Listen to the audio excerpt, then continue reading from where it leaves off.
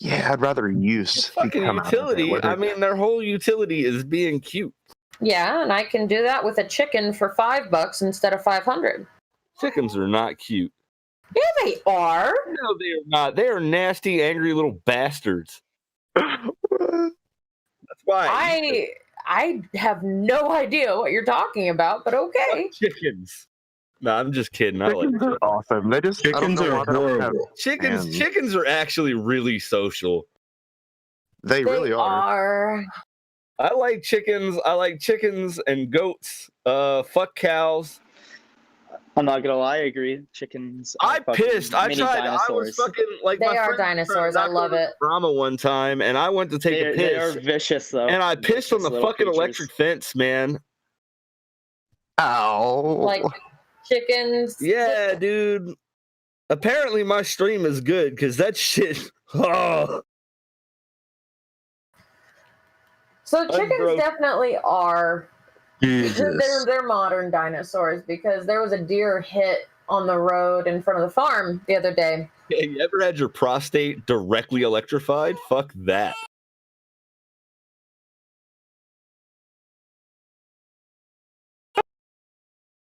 Yeah, everybody's speaking dying. from experience.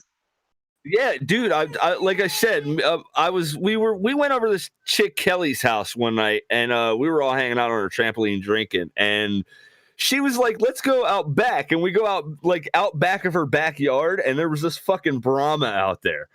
So everybody's like trying to knock over the Brahma, and I was really drunk, so I just started pissing, and I fucking pissed on I didn't know there was an electric fence, dude. Oh God! Steady stream. Man, let me tell you, my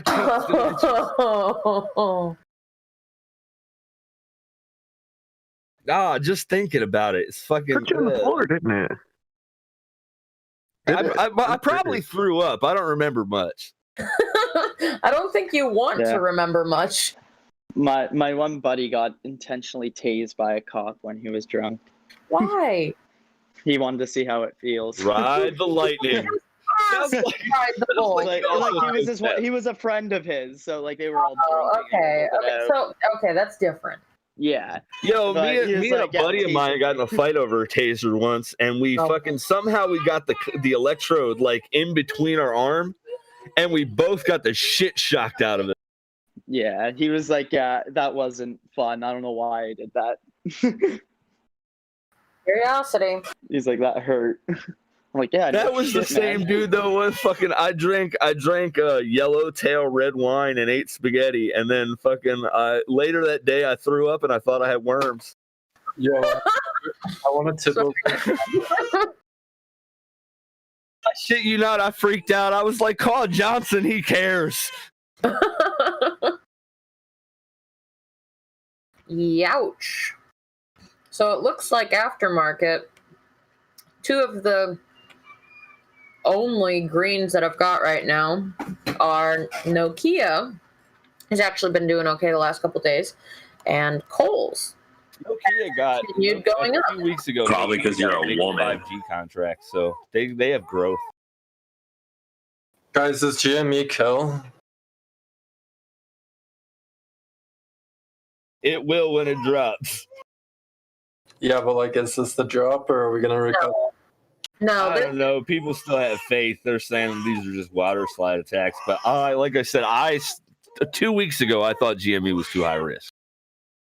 It's very risky, and it very well could just keep going down. I'll put money in GME, but only to fuck over hedge funds. Like it's if you just prepare to lose it. I am not a professional financial. I'm not a professional financial advisor, but personally, I'm staying in GME because if there's a bunch of companies that are going to lose money, there's no legal reason you have to preface your statement with that sentence. I understand. It's just a habit at this point. Too much. Yeah, like I made my profit. I just put $50 of house money back into GME to let it ride because fuck hedge funds, and I'm done. Like it's too high risk. So, a lot of companies trade stocks on a monthly basis instead of weekly, and there's a lot of monthly contracts coming up this Friday. So, it would make sense to me if companies would try to bluff each other out of the stock so they don't lose as much money or so they make more. Never mind, it's not $50. It's like 100 and something. God damn it. God damn it, Bobby. So, that's why I'm still in GME. I wasn't here for any of that. Can you please say that again? I'm just kidding. I was gonna say, I didn't hear somebody new join, so It was me. I just joined. I just joined too. Yeah, I just joined. What did you say? No, it's okay. I just joined too. I Yeah. said what? I'm new to this server. Did you join before you finished talking? I just joined the server. You guys can like help me out and guide me through this. No, the last sentence before that was my twin. No, I'm back. That was my sister, and now it's me. So can you tell me? Anyways, sorry. Oh fucking. All right. Oh hell yeah! I joined I'm the server. 7.5%. I joined the server because I heard there was like a really good trader in here named MLG. Oh god! Oh my god, dude. Shut the fuck up! I've heard the legend of MLG, I was bro. actually planning on giving him my the second mortgage on my house for him to day trade. Yeah, I literally gave him like 10 grand. Dude, he makes like 50% gains every day. No, he doesn't. 50% gains. Yeah, he makes 50% gains, but on like $4. So. Yeah. Okay. There it is. Yeah, but 50% times if you do that compounding over like a month, he's gonna be a billionaire. A billionaire. A billionaire, Yeah. really. How much would it be? I mean, He's gonna be pissing hundreds. Oh, I mean, Hundreds of rupees, man. Invest I what don't you know, can only dude. afford to lose. Well, I can MLG's only got afford so to many lose 50 bitches. He bucks. just fucking. It's just Is this Casanova? no. Oh, okay. I was gonna Fucking say. every dude. Oh wait, is this Taylor? Yeah, I mean, Oh my god, I was literally, insulted. by that shit. just talking to you. How did I even? I like assume? Casanova, but that shit, it's so insulting. You guys have such a similar voice, dude. It's I think crazy. it's just that we both have good microphones. Yeah, maybe. And you guys just have like, you guys just sound somewhat similar Dude. and have like deep voices. I kind of miss Casanova. He changed after he I got don't banned. think I have a He particular. did, bro. Every time I've seen him in here, he's like so IRL. quiet. He's so quiet now. No. He's like, I remember, bro. I used to come in here and I hear Casanova, "Fuck you, fucking pussy," and then I'd be like, "Yeah, that's why you're fucking." Dude, just I'm him Yo, he showing would us go his on for Instagram fucking. He for would go on Bro, for 8 to all 16 I hours would- straight. my No, only if response- if MLG made 50% gains for 1 month, he would have, with $4 as an initial balance, he would have $908,000 by the end of the You know month. what? To MLG's credit, MLG got tired before noon every day and just disappeared. Fucking Cass would show up at 5 o'clock in the morning and just talk shit at 10 o'clock at night. No, you know, Dude, I'll never forget, nap, like, you know, bedtime. My best comeback for Casanova was like, at least I don't wear nails in a dress. That dude's got like a wife and kids. Dude, all he talks about is his wife. Oh my god, my hot Russian wife, bro. That's why you guys don't get it Oh fucked my every night by my hot. Dude, and cars. Didn't he say like he would buy? Oh my god, no. stupid electric Oh, car? He was No, so it's not cars, it's he was in this tricycles. he was in this Fucking company called tricycles. Solo, and what they made was 3-wheel like mopeds, and he was like, yeah, bro, he's from this is- Toronto too. he was He's like, bro, from this is Michigan like City. he's like, this is like the next big thing. I live in. He was like in New York, bro. Every delivery Guy driver is I a talked to, fucking he was like their bike gets Start stolen a every fucking week. YouTube channel because it's been fucking months and people still just talk about him. Yeah. He was in here today earlier. I saw him talk. Yeah, that guy, dude, he's fucking marketable. I'm telling you, he should just monetize himself because it's He just get in the sales. Some people have the gift of even gab. if it's just haters. Like I'd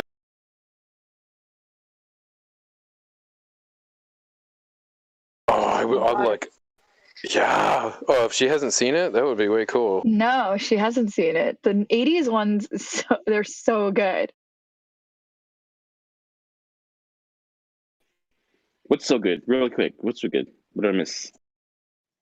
We were talking about the 1980s, like the PBS. Well, it was actually BBC's Chronicles of Narnia. It was like a mini. They would have like this 6 episodes would be a book. Oh Silly yeah, dude. yeah, you're right. I remember that. Oh gosh, the Turkish delights and all that. Yeah, that's right. Yeah. Yeah. The White Witch, the White Queen, whatever it was. White Witch. The White Witch, and So much better than the newer version. It's just I was actually so that one was a little much. scary. The old one It was was scary. Like disappointing. Yeah. yeah, the old one was The like old one scary. was Like legit. like I did get scared. Tumnus the Fawn. Yeah, Thomas. Do you remember Series and Unfortunate Events? I thought the movie. My kids was love that good. one on Netflix. The original one. I think they made a TV show about it recently. TV show's so good, dude. Yeah, I remember watching it. My boys binge watched that twice. No joke. I remember watching the movie, and I thought the baby, like, biting the table, hanging from it, was, like, the funniest thing.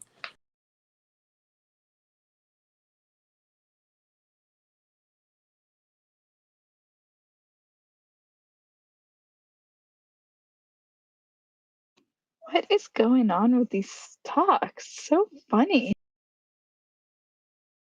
They're taking like big jumps, and it's just so volatile. Mouse warned us, told us we'd be seeing this. Yeah, he did last Yeah, you're night. right. Yep. So when my skis came, I went down and they had like dropped the box. It was like it has fragile stickers around like the entire length on all the corners. It says fragile, fragile, like no knife, like all this. And the box was like ripped open. It's like, this is FedEx. Yeah. Fucking FedEx. They suck. Wow, really? That's My brother surprising used for to- FedEx. My brother used to work for UPS. He said, like, if they saw fragile stickers, they'd kick drop shit. Like, you do not put fragile on anything, dude. Like, bad, bad, bad. Yeah, if you ever order anything again like that, tell them not to put fragile stickers on it. They literally kicked Terrible. the shit out of him on purpose. Yeah, it was like completely ripped. I was like, oh my God, are my skis okay? Thank God they're like wrapped in like tons and tons of bubble wrap in there. But like, oh, good. Yo, real talk. If that's what's really going on in our shipping, that's really disappointing, bro. Americans are supposed to be like responsible workers. Like that was our big reputation for years. And if we got workers who are drop kicking fragile to be rebels, we're fucked. I mean, shoot, sorry. well, it tells you like there's like something going on top down with these companies where they're not compensating the workers properly. And I think that's what's happened with America, is that you're trying to squeeze every last penny out of every application, and you're treating people like machines. Slaves. Yeah, slaves. And you're not Slaves. compensating them properly. And so like, what the fuck do you expect? It's Like, sad. You shouldn't be like, I mean, look, I'm all about like earning your wage and you know, paying your dues, and not every job is the easiest job, and it depends on what you go into. But at the same time, like, you shouldn't be in a position at any work where you're just like feel emaciated. I mean, like, just to the point where you're just like, you just feel like you're just like F this whole world. And then it's like, what do you do? It's like, how do you follow up on something like that? Like, hey, I received a package. It was literally like bent in like at a quarter. It's like skis. You don't want to like bend the box. It's bent so far that like the box had like cracks in it across the entire length and like holes ripped out of it. Yeah. But you really checked him over? Are you sure there's no, like, chips, scratches, nothing nicked? And I freaked have out? to open the bubble wrap, and I guess I should double check, but it looks pretty solid, you know? They're like solid skis. Yeah. Oh, A load of trucks. Yeah. A load of trucks there, and the only thing that matters is the rate at which you load them. Like, the boxes are counted, and you just have to be fast. That is true. Same thing in Amazon, man. Those guys have like, they call them Oh shit! Look, CPTs, critical pull times, and what a CPT time is, a critical pull time, is that truck has to be completely loaded, closed, locked, and rolling out of the dock by that CPT time. Otherwise, all those packages will be late. And if your shift misses a CPT time, it is not good. So like, and the thing is like when it gets close, and it always gets close, like within 15 minutes, you'll see just management just appear out of nowhere, and they'll just like be pushing everybody like, come on. We got 10 minutes to CPT time.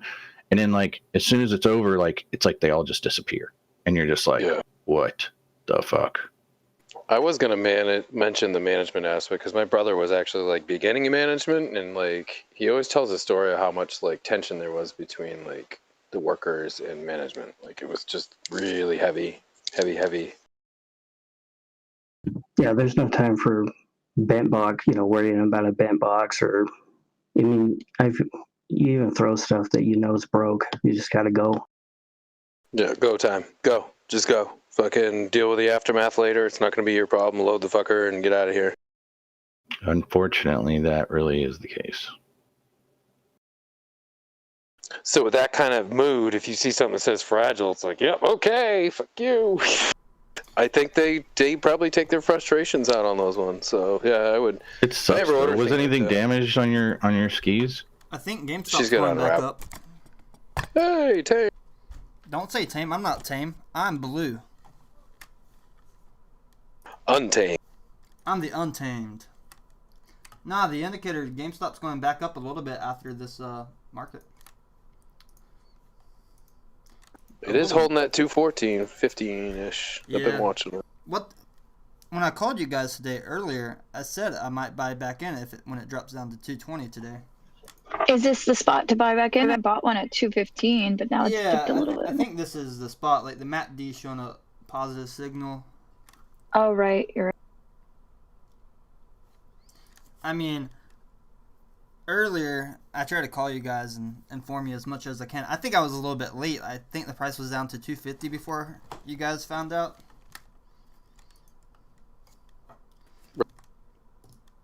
I was just super busy today, but I tried to get some information out to you. That's understandable, man. You gotta have a life, dude. I wonder if it'll go touch this 210 again.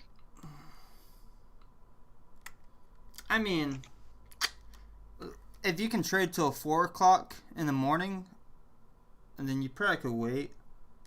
If those on Robinhood though, and some brokerages that don't allow after trading past 4:30, 6 o'clock, those guys might have to wait. Yeah, it's pushing up a bit right now. Yeah. 216.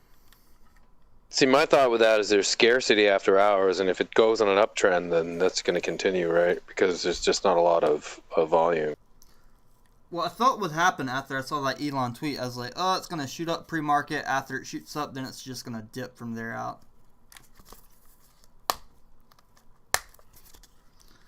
I barely recognized your voice earlier, not being on a decent mic. I'm like, oh my god, that is tame. Fucking didn't even sound like you, dude. Yeah, I was out in weather, everything.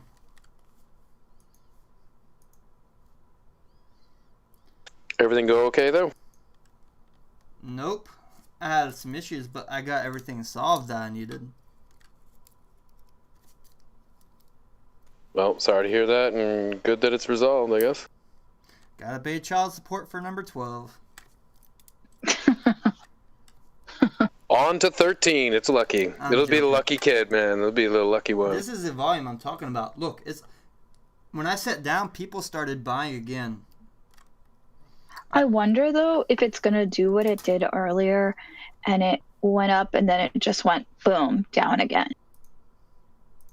Well, the reason it went down earlier, I see like almost 30 million shares were dumped. Very low volume all day. Very low volume all day. Then boom, about 30 million shares got dumped. After that, people panicked. I mean, when I called that big dip on Friday, it wasn't even a huge volume like today. this is more than triple that volume for this huge dip today. But there was a lot of buys right after that huge volume sell as well. But after that happened, people started selling back.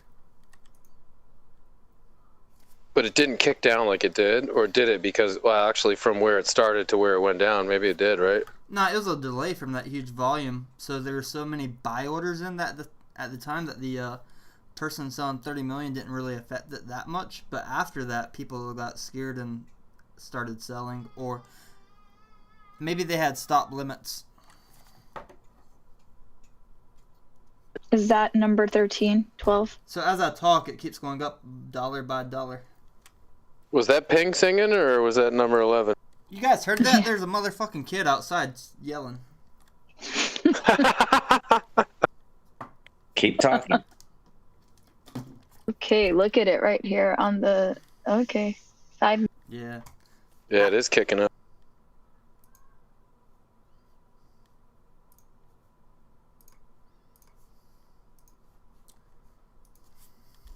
I started unwrapping the skis and then I came back here to watch this. Like, I don't know what's happening. They might try to I think I bring should the buy price one more. down before the 19th. That's what I think is happening. Nah, it's gonna go back up before the 19th as more people read the threads and everything. I've already checked with a few discords. Yeah. There's some energy.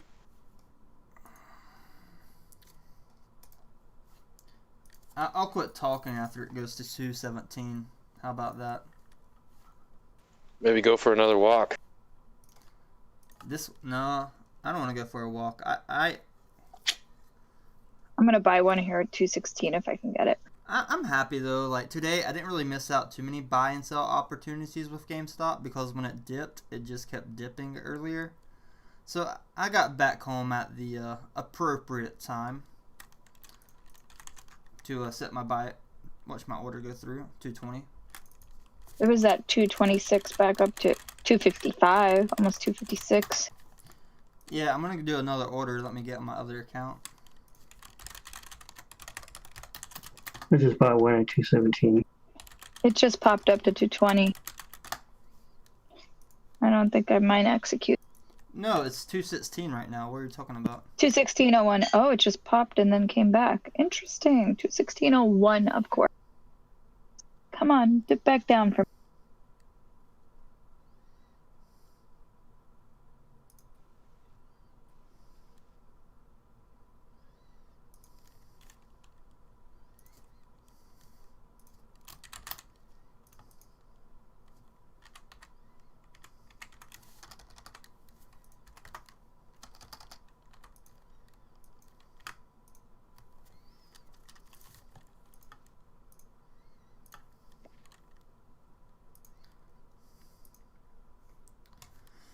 Alright, I just submitted my buy order for 216.5 and it filled at 216.49.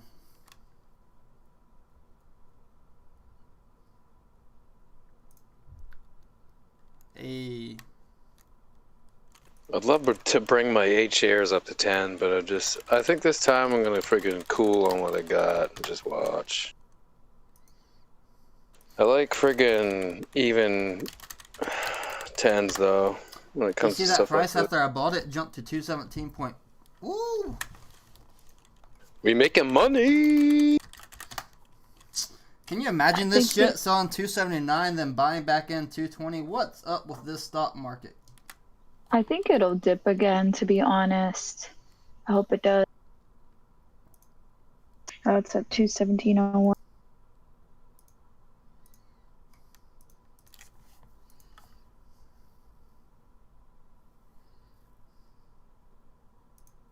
So when are you going to be able to talk about the breakfast you had there yesterday?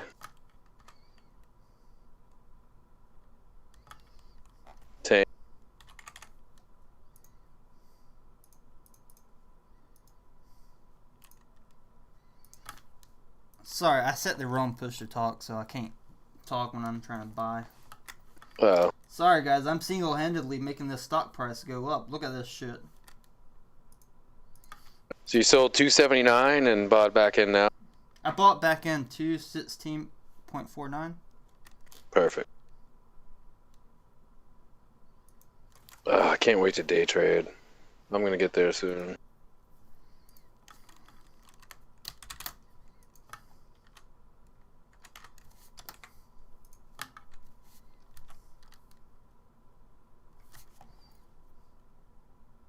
I just need to get myself to where I'm like way more brains than emotion when it comes to this stuff, and I'll have it. Like I can totally do it. I just gotta get like used to it because I'm still new. So, but I've been in situations and circumstances like this where it's like you just gotta get to that point where you know it's okay. It's just fucking what it is, and I'm not gonna be emotional about it either way. And then you can kind of make better moves at that point, I think.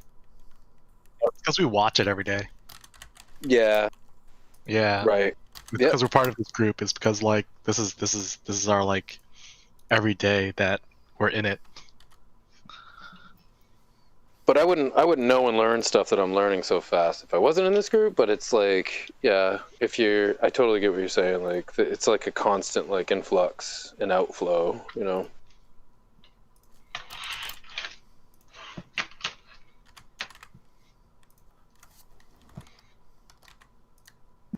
It's still on a downward trajectory. I don't know if it's going to go up.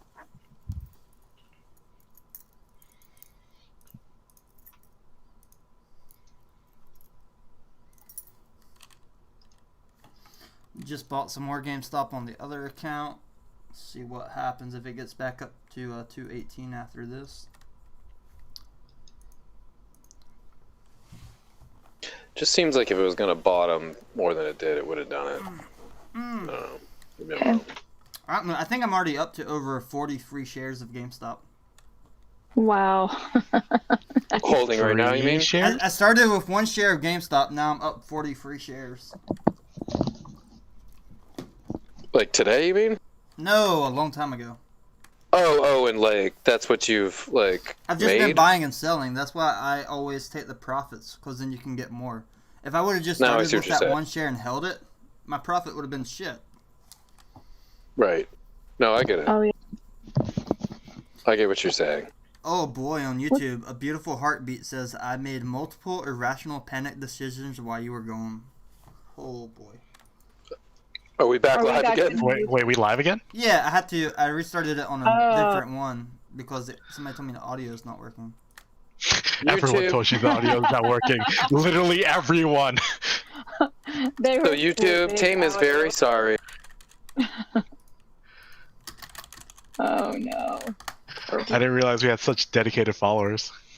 Why does it keep jumping up to 120? Oh, 220 GameStop.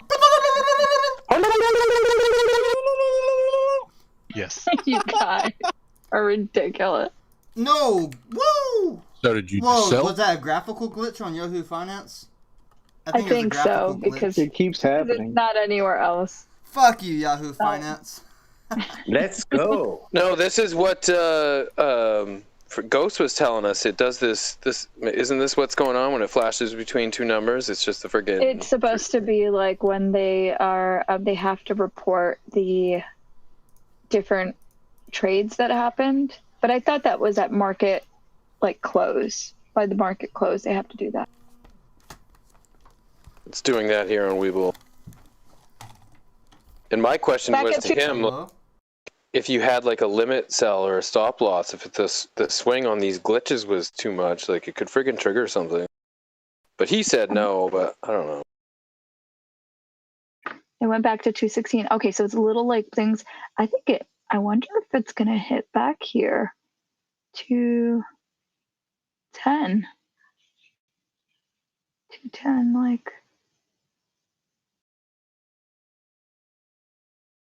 I mean, it's literally sitting at 216. I'm on Weeble. I'm still getting the 220 to 216 jump, but I'm sure it'll end soon.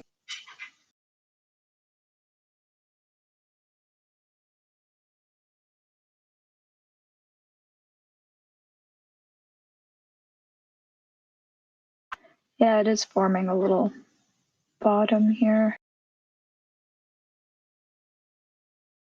Do you make up these shapes, or is this like an actual shape that's legit? An old cup and handle, No, double bottoms. Yeah, those are actual. Yeah. I've posted the charts, like the little, what do you call it, pattern cheat sheet in the general before. But I can put it again if people want. Yeah, sure. See it. Blips won't be on there though. Right.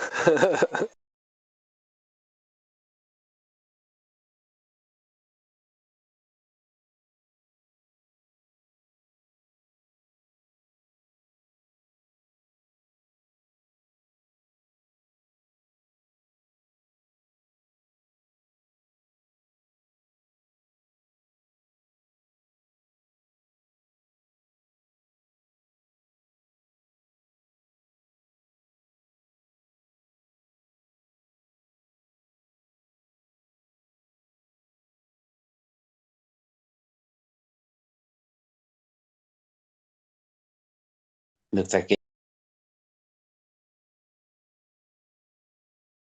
Broke up.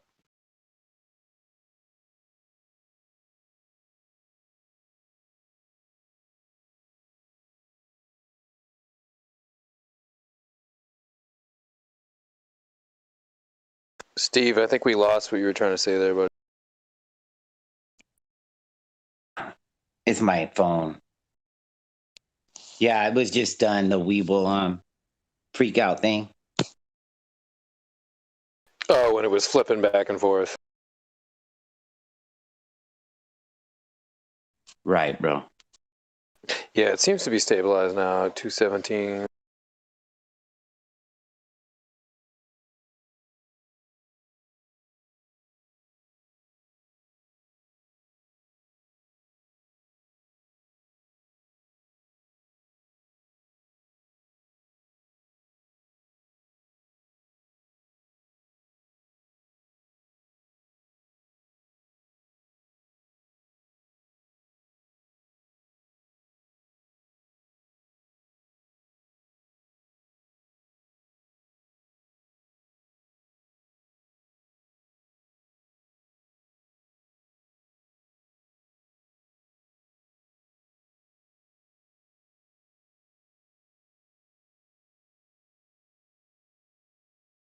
AMC seems to be holding pretty good.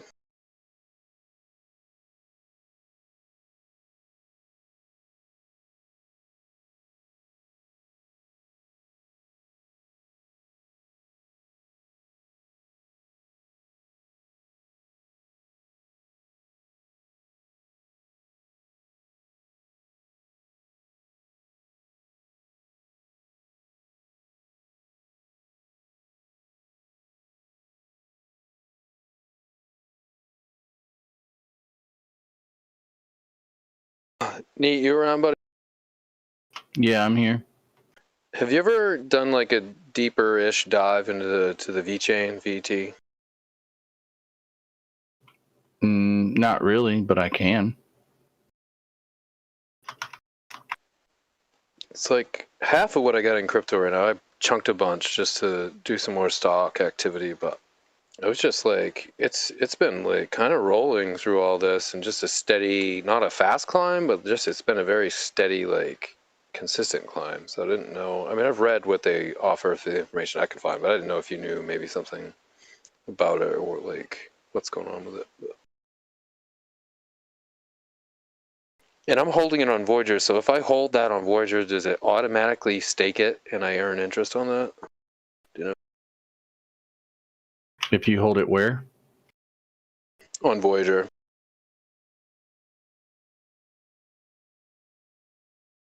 I moved out of Anchor completely yesterday, or early today, yesterday, whatever.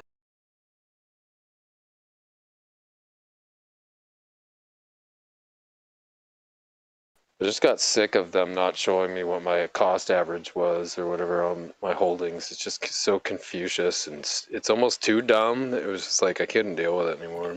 Yeah, there's no staking for VeChain on Voyager. So I thought I heard you talk about staking today. Was that just on the hot wallet with Exodus? Well, so there's some coins that have staking on Exodus. and there's some and then Voyager basically like up their percentages on like a lot of stuff. Like I'm getting 8% on my Polkadot. Right. You had said VT or VChain today, so I think that was probably what you were. Yeah.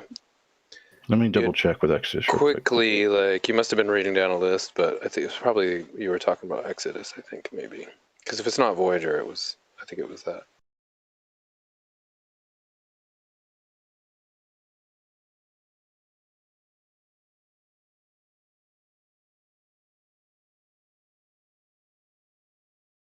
You get 6.97% with Cardano on Exodus. You get 2.44% on VChain. 8.96% with Cosmos. 6% Algo. 5.52% Tezos. 3.71% Neo. 3.53% DAI.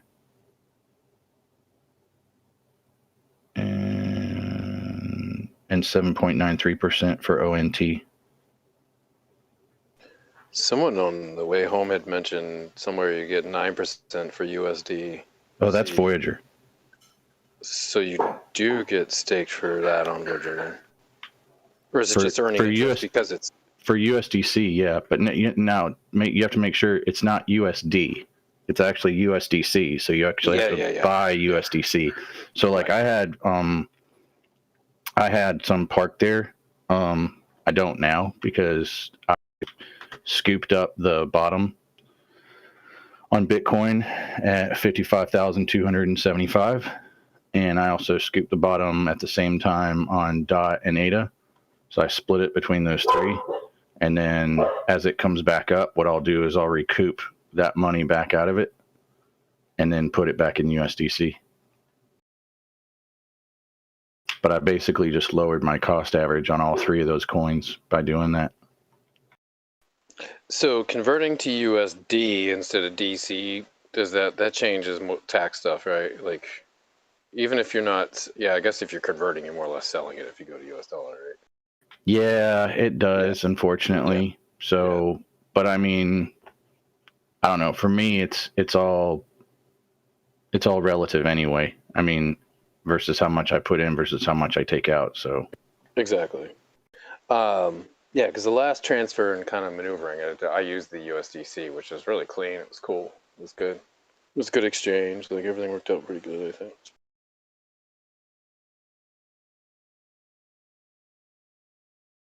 Yeah, that's another reason why I try to like do conversions inside my wallet versus on an exchange, because a conversion in your wallet stays in your wallet. So there's no gas. Well, there's no gas, but there's also like, you're not really selling it. You're converting it. So like, for example, like if you're on an exchange and let's say you put $1,000 into Bitcoin and then it jumps up and then you go ahead and you pull that out. Let's say you made 1,300. When you pull that out, most exchanges make you go USD. Well, because you did that, technically now that's actual profit because you cashed out. Whereas if you did it in your wallet, it's a conversion. Those exchanges, I don't know where their line is as a company or where they're going to send you a 1099. I don't know. We'll see. But that's another reason why I try to do everything internally on my wallet. Right.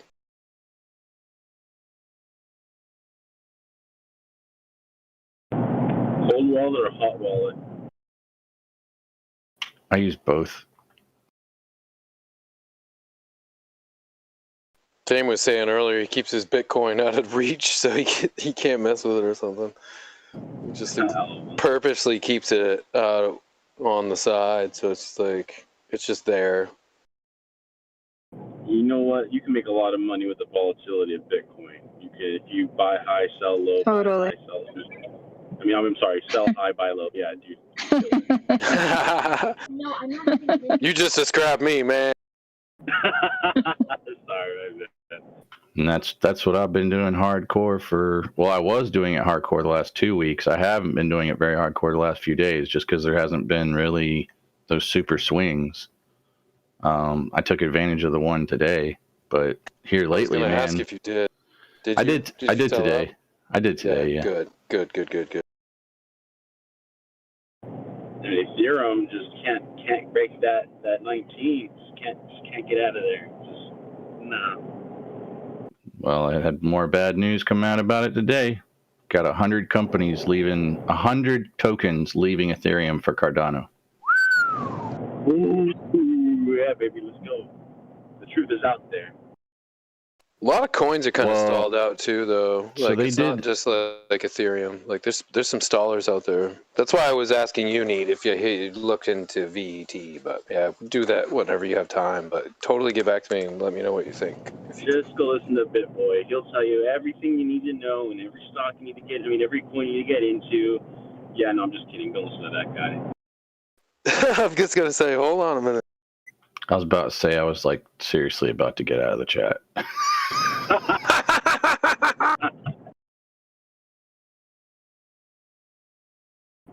Dude, although I will say this, if you want to pump and dump and be part of that, just wait for his video. When it comes out, whatever coin he says, buy it first, then sell it by the end of the video. 'Cause I mean, honestly, that's what happens. that's all he's He doing. says something. It's exactly what he's doing. See, that's the thing. Like, I'm not saying, well, I can't say that's exactly what he's doing, but it appears to me like he's already got into the trade, and then he's broadcasting his trade, and then getting a whole lot of his followers to do action on it, which, I mean, is the pure definition of a pump and dump. I'm not accusing him of doing a pump and dump. I'm just saying it looks really suspicious to a pump and dump. But I also lost him. I also watched him lose like $250,000 in one trade one day, and I was like, yeah, see, that's karma. That's bad karma. But I'm sure he gets compensated to like bring up these coins. Like I'm sure these coins pay him to advertise. He's got to be making. Sorry, guys. Who is this that we're talking about? The guy is a really bad gambler, man. Like he actually does admit that, and he's shown a couple videos with him in Vegas, and I'm not. That's not really somebody that I'm not saying don't watch him or watch him. I'm just saying for me personally, that just sends up red flags. I don't gamble personally. If I go to Vegas, it's just gonna be to eat at Heart Attack Grill, and I'm gonna get the very small burger. I think with the amount of YouTube charlatans or pushers or whatever there is, you can always learn things in each one of those videos. There's definitely always information to pick up, but you got to see through all that fluff, though, you know. But I really think that you're always going to learn a little bit. That's my take. Yo, guys, I was just doing some little research into the options volume for AMC. At the $20 strike price, there's 40,000 volume. That's insane. Jeez. Like, holy fuck. What happened today with AMC and GME? I don't understand it. Monday? The sheriff's no, they're going to try to keep the price down so that it doesn't go crazy. So, literally manipulation to push the price down. I think we definitely saw that with GME in the afternoon for sure. I'd agree. I was looking at GameStop all day, and I kept seeing AMC doing stuff that, in like the last couple weeks, has not really been happening. It was like a paradigm shift almost. Hey, team, you here? I miss Tame.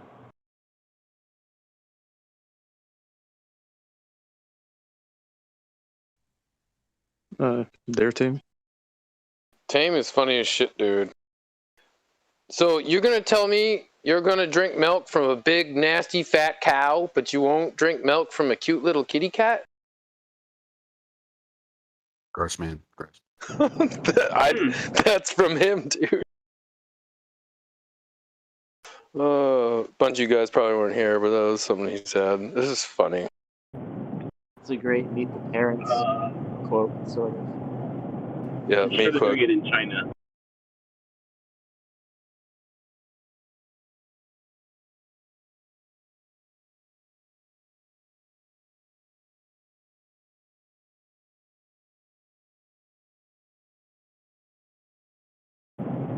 drinking kitty milk.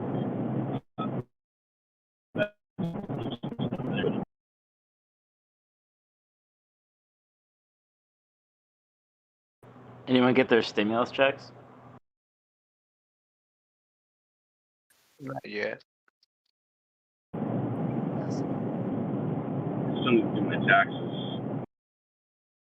No, not yet for me. For some reason, when I try to check on like the IRS.gov, it just keeps freezing for some reason. I get immediately kicked out and just says we can't process this right now, whatever. But I screwed up on my tax. I didn't file last year. I got my this year's file, but I have to go back and I have to file for last year. I was just being lazy. So I got like, if you didn't file 2019, you didn't get the last two. But it was weird when I filed my taxes. They actually gave me the $600 one, like on the app. I was using TurboTax, but I was hoping this other one would come through, but it was probably too new. Huh. Well, Yeah, so I just checked and it says my payment will be deposited March 17th. Nice. Yeah, I don't know. There's the That's what mine website said. crashing for me. It was just like, it just wasn't working. Yeah, I've heard like 2 people tell me that they looked it up and Wednesday is the day they're supposedly getting it. I don't know if that's like a big day or something. If you just send me your social security number and first name, last name, date of birth, I'll check the form. Alright, do you need my credit cards or does that not help? Nah, I don't need your credit card. Alright, gotcha. Might have a few new credit cards after this. Alright. I trust your mouse. I'm not Mouse. Oh, you're Tate. There you go. I'm out. Ladies and gentlemen, I'm out. Yeah. You're new. It's easy to confuse voices, dude. It's cool. I have been drinking since 2:30, so that doesn't help. Especially if you're driving.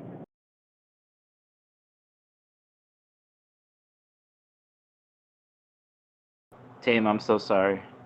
Why are you sorry? I'm not Mouse. Fail. Fail. Fail. Alright, guys. No, do I sound like Mouse? Not at all. Thank God. We sound very different, I think.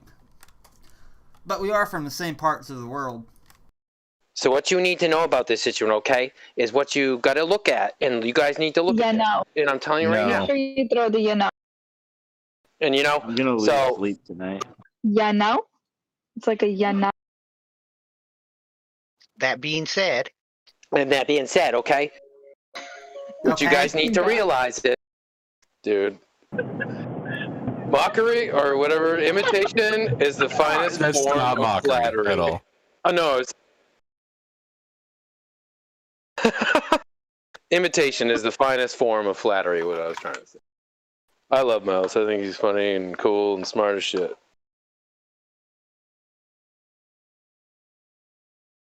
I don't have a good Trump impression, but someone in here did. I forget who it was. I'm not impressed either. Someone had an awesome one. I think it was the clown dude. Or he had a clown emoji. I forget his name.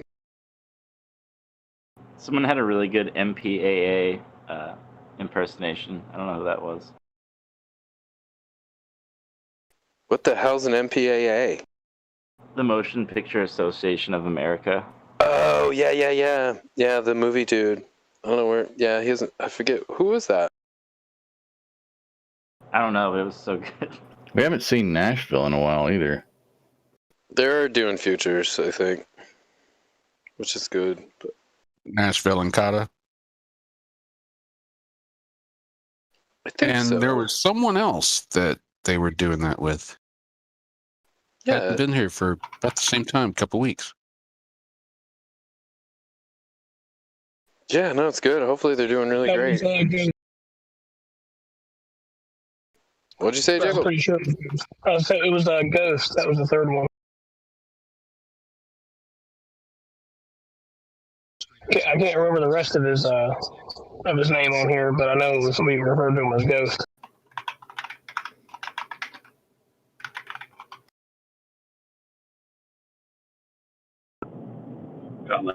chick's name's Ghost House. We're an eclectic group for sure. All kinds of shit going on here. Just remember to buy your propane, son. Everything will be all right. Don't. Damn it, Bobby! God dang it, Bobby! Pretty good.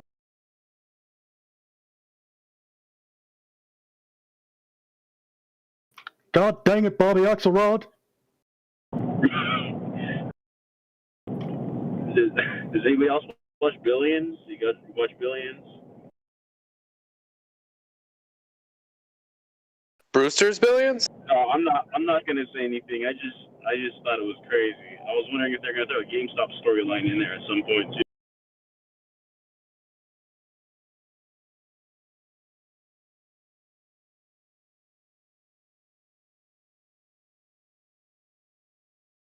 I hate what the hedge funds did during 9/11. Right after 9/11, right when the plane hit the tower, they called their brokers and like, hey, short all aviation stocks.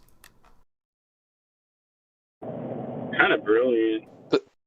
It's, I don't know, it's a dirty play, but I mean, it's a play. While and it was their there. co-workers were in the buildings on fire dying. Like during the incident, they did that shit. Yeah, right when it happened, like within the first few seconds of the plane hitting the tower. All right, cool. Okay, that's disgusting. I thought you were talking about like the next day. That's fucking gross, dude.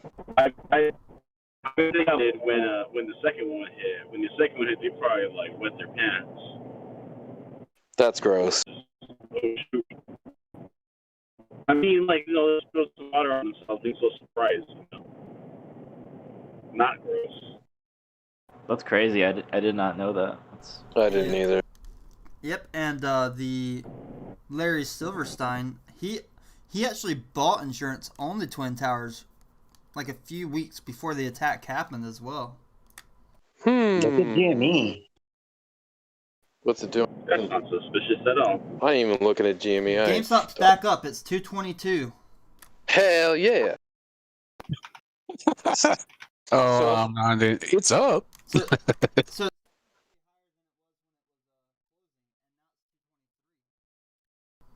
but yeah, GameStop's up there. I'm glad I bought back in on the dip that I bought back in on. Boom, boom. Whoop, whoop.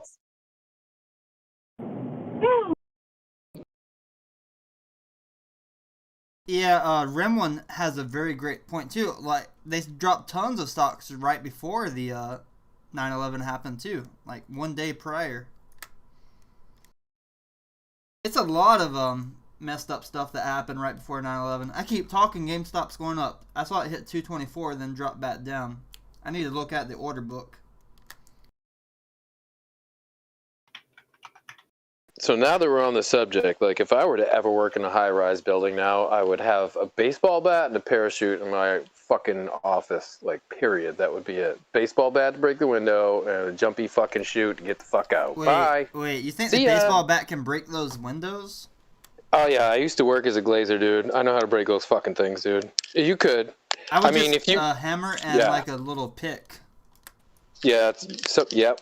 Anything like that. Yeah, a hammer would do it just as well. But you can, some of those windows, you literally can take a hammer to. You've seen them on the convenience stores. They're fucking hitting them. You can't break them. So you gotta as long as you can get a side chip on it, like the back of a hammer would totally do it. It'd be like, boom. And freaking get me out of here. Bye. This order book, it's like, dude, there's not even many orders in this order book. I see 1,223 sales at $250. That's the net wall, $250. Before that, I don't really see anything.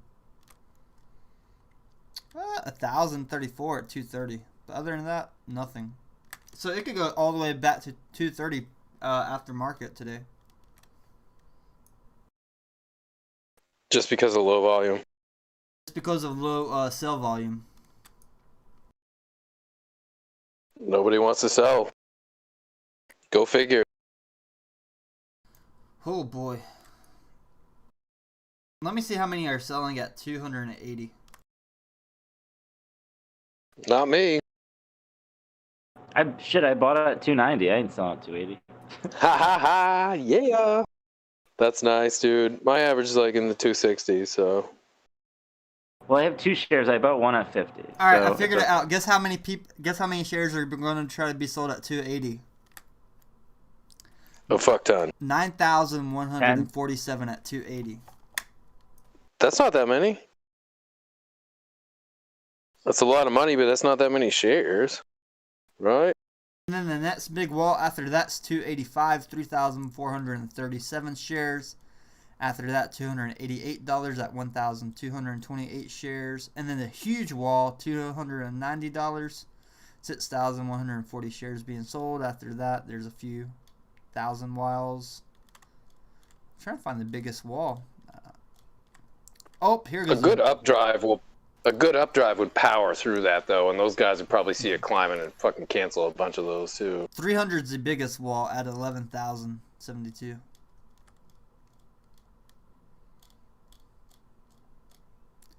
Keep in mind, this is Robinhood's order book that I'm using to look at. So some of these people like to sell it at the even numbers, exactly at 300, 200, stuff like that. Yeah, And they don't know to set it at $2.99 to beat the fucking crowd that does that, dude. Okay, That's funny. and then the next big wall after that, it doesn't happen until $350. 13,663 shares. One well or one institution could pop this up to $350. It could just easy. engulf all of those buys. I mean, all those sells. Yeah. Yep. Those didn't sound like big numbers, dude. Not big like the other stocks, but the price of the stock's high too. Yeah, I mean, it is a lot of money, but the amount of shares, like you said, the whales or, a firm or something they'd friggin' pile through that like it was a friggin' speed bump. Like, I'm not worried at this price level at 221. I'm not worried about my 260s. I'm buying 2 shares of a Tesla with my stimmy. It's a good move, man. Actually, don't do that. Just wait, because the price of Tesla might go up before you get your stimmy. That's what I'm afraid of. I want to do something similar, but I don't want to wait in limbo and have something happen and just have money I don't need to spend. Well, I was watching it, and I mean, it's made a pretty solid recovery.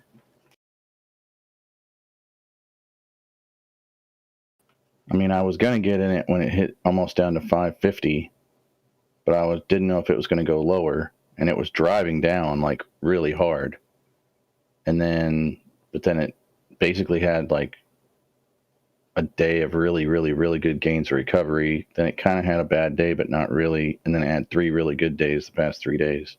And it's back up to 707. Elon still tweeting and under investigation, supposedly. Yeah, they're not going to touch him, man. I think he knows. When's the last time anybody got held accountable? Just think about that.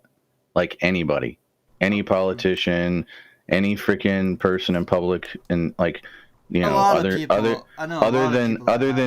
than a sexual assault. A lot of people.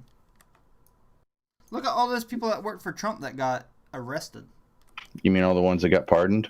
They did get pardoned, though. They did get pardoned, but sitting in prison or going to trial is not a fun deal, especially during COVID lockdown. I mean, like here's another example. Like the chickie dude that was on, what was it? I can't remember the name of the show. Family House or something. She like paid for her daughters.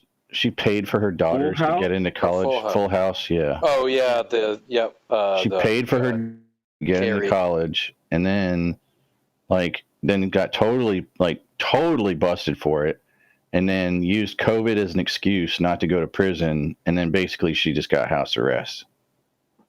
Yeah, exactly. I remember the actress. I can't actor or whatever they call him now, but yeah, I can't remember her name. That's what happens to rich people. There's no doubt. Right. When was the last time Elon did get censured, or fined by the SEC? Does anyone remember how long ago that was? Didn't he smoke like on Joe Rogan? Yeah. No, they audited or investigated SpaceX after the smoking pot. But as far as him commenting and doing stuff, as far as like the market, he got fined, multiple millions of dollars for tweeting or whatever. But with the whole SpaceX thing and flying defense contracts, I think they've kind of backed off him a little bit, was the point I was trying to make. I think it's been a while. Well, that's what I'm saying, dude. He's putting more satellites into space than even the government can. Right. They're not going to do anything to him. No, and he's flying astronauts and he's flying defense contracts. Like I think he's trying to be careful, but he'd really have to mess up, I think, at this point to get into that kind of zone again, I think. I mean, he's been tweeting about like Dogecoin too. He's been tweeting all over the place. He seems to be untouchable, it would seem. Well, you can tweet all you want about crypto all day, fucking every day, dude. Yeah. But that whole thing with the game the other day, like, kind of, it's like, ooh, man, you getting close to that wire or what? Yeah, right. You might be testing it. He's tap dancing, Good for him. I mean, these guys can do their cigar rooms and make deals all day, and then we got us people doing it out in the public, right? Do it, and getting looked at like with magnifying glasses. Like, dude, don't look at us. Look at yourselves, dude. Look the other way, buddy, because we're out here in the open doing what we're doing. Just like Elon, he's not hiding it. Dude, I got family members telling me I like have a gambling problem. I'm like, bro, I've never gambled in my life. I just found out about this shit, and I'm like trying to make some money. Like, it is gambling, I guess, to an extent, but it's not like going into like and playing roulette. You know what I mean? Like, there's levels to it. Yeah, like GME is. Do you like the company? I love video games. Like, it's what I do. Video games. Yeah. Then you're investing in the last true video game company that exists. That's what I'm saying, man. The retail I video game company that exists. Like, I think the last Toys R Us we have. Amen. Yep. And even though it's a wild play and people call you that, like, for me personally, like, I'm in lithium mining stocks, like, I'm in a bunch of, like, very solid things I don't feel are a gambling move at all. Like, dude, I jumped into that. So don't let them tell you that, dude. As long as you're not just. Oh, did you? Yeah, I did. Nice. I waited for the lowest dip I could find today, and I jumped in. I'm up in it, not much, but I'm up in it. Oh yeah. Oh, it'll keep kicking ass. You watch that thing, dude. It's been such a solid runner. So dude. it was What are you guys talking about? Piedmont Lithium, LTD, PLO. Yeah. So I looked at that. I was really quiet today. I was doing, well, for another reason. I wasn't here for most of the day. But I was doing a lot of research on lithium mining and semiconductor companies, and got like way down the rabbit hole on both of them. And then I just like straight passed out for an hour. But yeah, so I settled on Piedmont. ARB, I liked ARB too. It's just a little pricey for how I am sitting right now in the stock market. Yeah. If I could get out of a couple positions, I think ARB would be a really good one too if you're looking into getting lithium. They are technically the largest lithium mining company in the world. No, I had my partner get into Piedmont on that dip back on the 5th of March, I think it was. So, yeah, I had been tracking this, and like he really wanted to get in on that one. So that was the spot. Did you bring it to his attention? I'm not sure if he talked to me about it or I talked to him about it, but we had been talking about Piedmont for a while because I think it had come up in this Discord, Piedmont. Yes. Yeah, a lot. Yeah. But he got down in like the 40s or early 50s, right? I think he got it at like 48, 49. Yeah, we were. I had 48, 49. Wow. Mm-hmm. He's happy with that one. Yeah, he's very happy. I bet. I told him because we did the support and resistance lines on it, and I was like, I think it's gonna go here. It's gonna hit this 48. I said to him, and I think he got in right above that at 49. He was scared it wasn't gonna go. Yeah, It's still good. Yeah, That's awesome. How heavy did you push in, Neat? Hold on a second. So. It's a good one. When it pops up here, you just take your profits and jump back in when it dips. Sorry, say again. I was I'm just saying wondering. when it nears against. Oh yeah, he was asking how deep did you go? Oh, not bad. I mean, I just bought like 5 shares. Oh, cool. I got like 76 or 77. I think. Hold on. Yeah, it hit 74.50, and I was trying to get it, and it kept moving freaking too fast, and then I got in at like $76. Nice. Yeah. Oh, yeah. I think you're going to be really happy with that investment, dude, over time. Yeah, that's a long-term hold for me. Like, I'm actually positioning a lot of my stocks into really long-term holds. Like, Apple's like 75% of my portfolio right now. So wow. Yeah, Wow. Apple's great. I didn't know that. Wow. Yeah, I moved a lot of stuff around. Although I still believe in SLGG. I jumped into all 3 because I practice what I preach. If I tell people about stuff, it's not that I'm pumping and dumping it. It's just that like I see the validity and the potential of it. So like I jumped in all 3 of those ones I mentioned this morning: the Amethyst, Clean Energy Fuel, and the Amaris. I jumped in all those, and all 3 of them are up. Nice. Did you get your skis open, Fizo? Yeah, I did. I went and I checked them out. They're good. They are solid, not a scratch on them. Good deal. Lovely. Good to hear. Hell Thank yeah. you. Yeah, I'm happy. Yeah. Awesome. That's so stressful when like, you get a package like that and it's something that you're really excited about and you're like, oh my God, if you mess this up, I know it can be fixed, but it's such a pain in the ass. That'll have to go through the insurance claim. Will it get to me in time? Like it's just because we're leaving after the quadruple witching on Friday. We're driving up to Tahoe.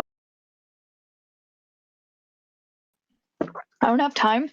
I want to Jello. play on the Jello like hell, Jello. Yeah, and guess what? There's supposed to be Way some Jello. snow coming in on Friday, so I'm so happy. Oh, that's awesome. Yeah. New equipment, like freaking Yes, gear. You got new all boots too, new. right? Boots custom fitted with like I'm telling you, it's like I'm walking on clouds. They're so awesome. But like gloves, right? You guys do oh, lad. It's a whole new world. No, I feel like it's gonna be. Careful, your voice is gonna give me a copyright strike. It sounds so similar to the original song. It's 15 seconds though, isn't it? As long as it's not 15 seconds or more, you can't really get copyright strike, right? No, YouTube algorithm. I'll have to trim it out, and it's gonna take like 48 hours for like the video to render. Shut up. Oh my god, my AMC is like making more profit than my GME right now. I'm like plus more. For the first time in like months. Yeah. I also have like way more shares, but still. Yeah, GME's just sitting there. That's what I'm saying. GME's been going to the moon, and now AMC's touching the stratosphere, and I'm like, I don't have as much AMC. Come on, man. I'm just seeing what it's doing. I feel It's like I'm the looking good. outlier on AMC, man, but like I'm holding, but I'm not gonna hold after the second quarter or after first quarter numbers. Like I just feel like me personally, the way I'm looking at this is that I think people are really excited and I think people will go to the movies, but I also know how bored people get so easily. And I think that after the summer and after the spring and summer, like as you know, because they're opening California. Somebody said they're opening California AMCs this week. I did see That's that. what I heard. I did see that. I'm pretty sure I saw it. But I think people will go, and I think people will go out. I just think that like once, like maybe it might last through the summer because you've got the summer. But but I just feel like it's going to die down after that, and which is because it was already getting pounded by streaming services, and that's the data that I'm going off of. I mean, unless people are just like, hey, we need to save AMC, which is a very strong sentiment too. You know, I mean, people could be like, hey, we might not go to the movies but 4 or 5 times a year, but we don't want it to go away. I think So- after the squeeze, like Mouse, it should be somewhere around like $15 or something like that, not like down at $5. You think it'll be at 15? I mean, like, is that what you think it will really be at 15? I think that it should be at 15 based on what other theater stocks are at. Yeah, their competition is at. Yeah. The thing is, what are the movies coming out? Like, what are the blockbusters that were like? I feel like I'm a movie buff, a video game buff. I feel like there's been not that mainstream movies are all that. I'm just saying, like, there's not been a lot of them in the last like couple months, really. Well, I had brought that up. Like, sorry, go ahead. No, you go. You had brought it up. Well, I just was talking about how production has been hindered by COVID, right? So you got some movies on the shotgun loaded in the gun, like friggin' the new Top Gun, and I think there's another one. But like, I think there's going to be a lull as far as production and coming out with these feature films that people are going to want to go see at the theaters, like Star Wars. Like Neat and I had talked about that, and all of us had like a Star Wars movie. I definitely want to see in a theater with people and like the whole thing on the big screen, right? Well, Like, how about the Snyder Cut coming out? Like, imagine if that was going to theaters. Like, I know it doesn't really make sense, but like, imagine that. Like, that would probably put seats. That would probably put butts in seats a little bit. Yeah. Well, but see, that's the thing. So the movie industry has really, had to hustle and move, and because they didn't know how long this thing was going to last. I mean, and not everybody has Tom Cruise, Tom Cruise, where Tom Cruise literally came out of his pocket like $1 million to make a COVID-free movie, like making That was the whole like area. freak out set thing. He was just like, we can't screw this up or we lose everything. So I mean, they set up these contracts with streaming services. I mean, like Paramount's already done one. I mean, Marvel's already done one. Disney's done one. I mean, I like how Pandemic was out on Netflix right before the COVID-19 happened. Amazing time. Yeah. I wish I had YouTube Live during that time. You guys would have been fucking millionaires by now if I did YouTube Live during that time.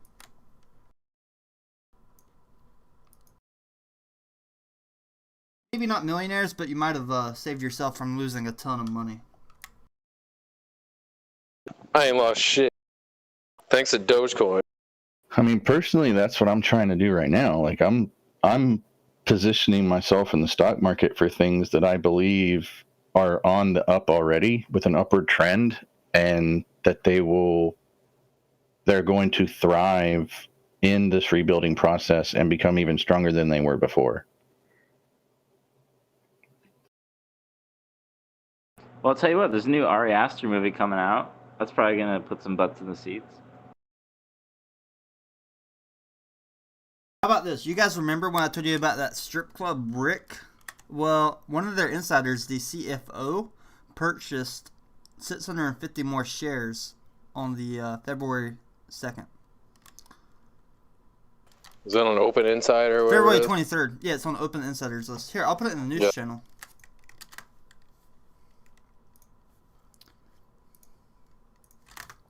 This is the place for like 6 chicken wings for $40. This is the insider actually paid $60 per share, and I told people to buy it when it was $54 per share. So this is really interesting. He owned 4,000 shares prior to this.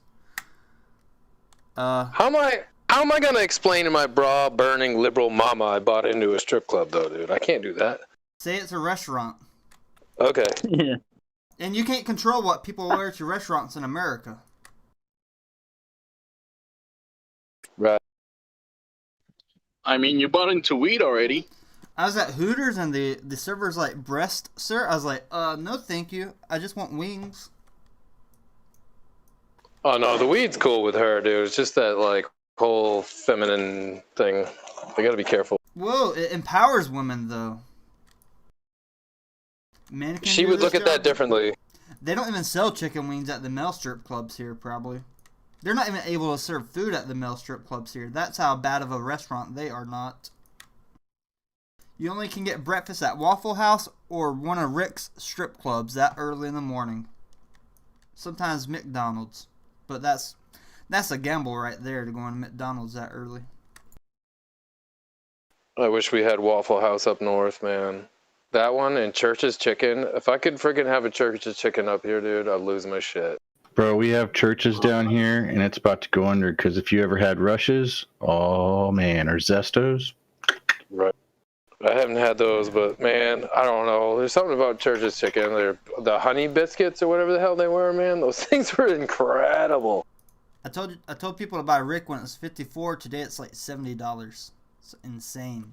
Are you serious? Dead serious. Look at the price right now. What's the tick? RICK, Rick. Literally Rick. Okay, yeah. Look.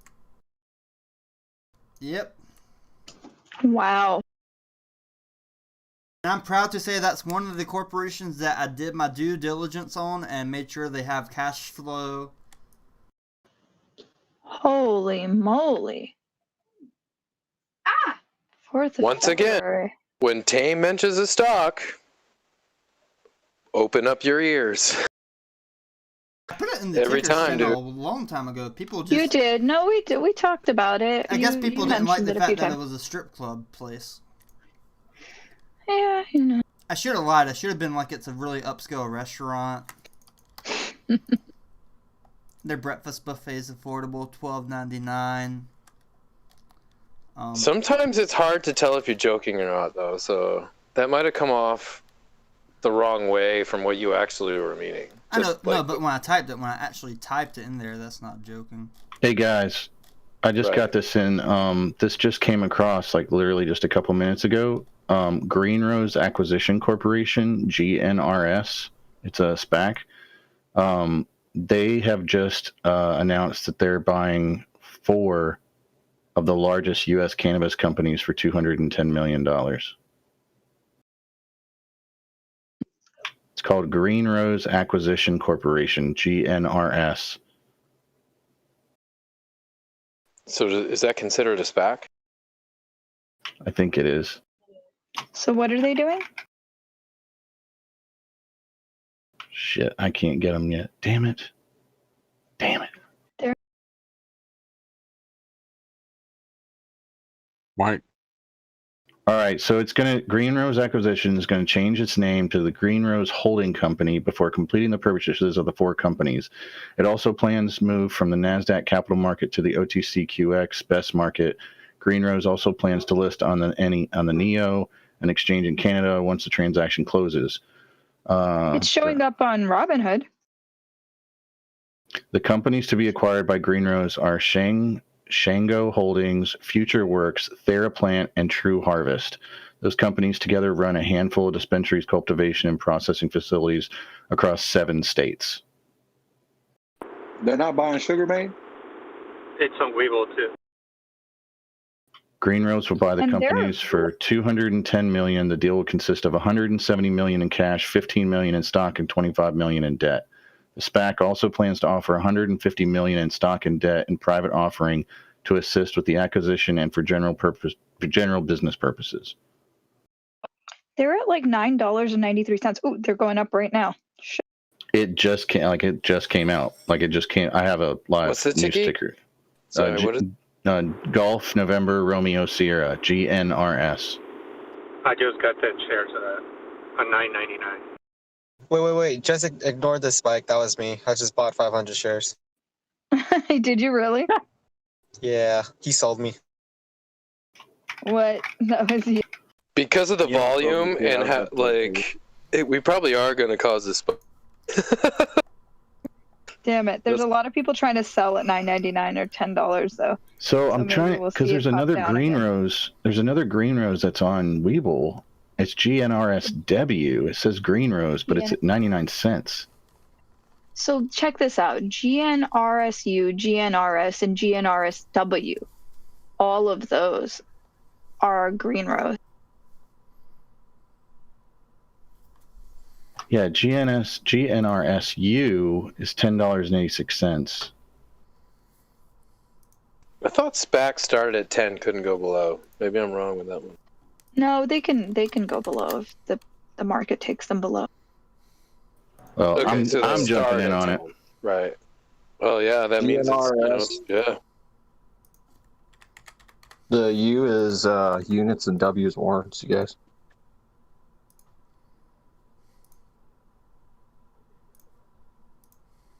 Yeah, what does SPAC mean? Special Purpose Acquisition Company. Thank you. Okay. Something interesting I'm reading. It says Green Rose said it expects to temporarily move from the NASDAQ to over-the-counter trading because companies growing or selling marijuana in the U.S. cannot list on major stock exchanges. Ooh. Oh. I wonder what that What means. does that mean? What does that Yeah. mean for us? Right. I haven't bought yet, but what does that mean? What would happen? Well, I bought on TD Ameritrade, so I'm not a pussy. The company also plans that has list nothing on to do with Canada's vaginas. NEO. What happens if we buy on a platform that's going to turn into OTC, I think is what the question. I guess you guys, either it's gonna just have a sell order, you won't be able to buy more, or they'll just liquidate it for you. Yeah, they'll punch us out is what I was thinking, yeah. They'll just get punched. But I'm going to wait. if they liquidate everybody else that has its shares, their price is gonna drop. Yeah, exactly. All right. The company also plans to list on Canada's NEO exchange after the deal closes, though there is still a chance that it may not have to leave the NASDAQ. I guess if it stays on Canada's NEO. Oh, so it may not have to leave NASDAQ. Yeah, if it plans to list on Canada's NEO, then it can stay on NASDAQ. But if it doesn't, Which they'll probably do. yeah. Because why would they want to leave the NASDAQ? That gives them more exposure. You guys see NSPR go up almost 21% today?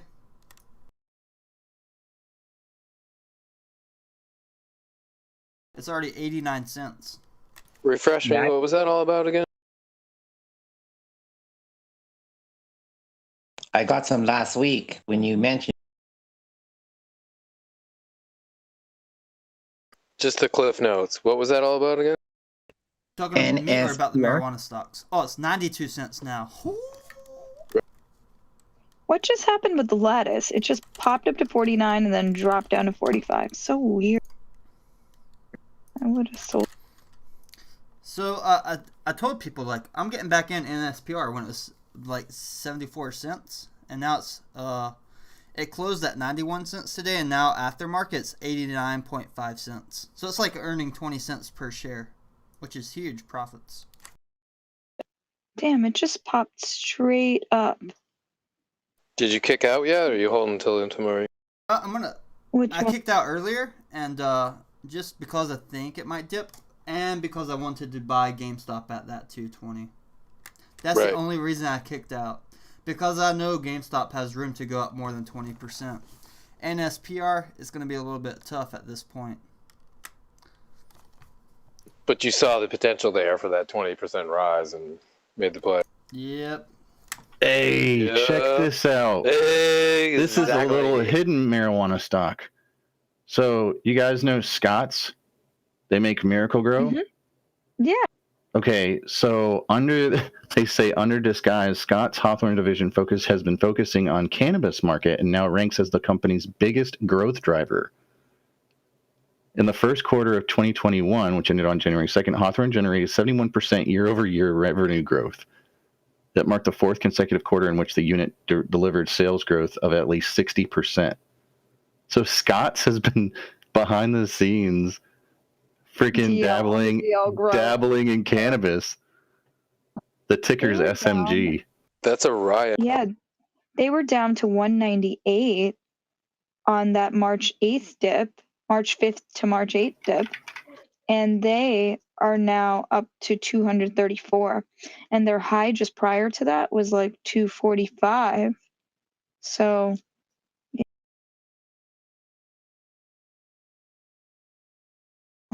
That was in February. I think the 45. further the cannabis thing goes along, these heavy swingers are going to announce that they've been doing or researching or involved and are planning on type stuff. Scott's looks like a solid company. Yeah, they make Miracle Oh Grow. yeah, hell yeah, dude. Yeah, They make Miracle Grow. They're yeah, like been around forever. Grass and grass seeds, and Scott's like just Not turf, that you right? want to feed your plants Miracle Grow, but like I'm sure I they loved have. it when I was little. Oh my god, it worked so well. Miracle Grow. No, I mean, I'm talking like smoke plants. It's not a good Oh plant. no, not those. Yeah, not no, those. no. I meant like the roses and like the tomato plants and like. Absolutely. Yep. I use it. Why is that? Why It's is too that? chemi. Why you don't use it on weed? Like, yeah. Because you smoke it, right? Gonna ingest. That's what I mean. Yeah. Well, and I think a lot of people will use it. The problem that I've run into is that people use it up until like cutting day almost, and you have to they call it the leaching, and you have to like kind of wash your plants out before you harvest, or else you're going to have all that stuff in them. Oh yeah, you'd have to use. Or like, even organic using stuff. it for using Miracle Grow for like tomatoes and your vegetable gardens and stuff. You want to do it like super early if you're going to use something like Miracle Grow, because it is not the greatest for your body in terms of feeding the plant that its whole life. That makes sense. Like weeks before harvest, you should stop using anything on anything you're going to ingest or Weeks smoke. before, like just a flush with nothing but water, at least 2 to 6 weeks, depending on how heavy you fed it. Depending on the plant. Yep. Absolutely, Mev.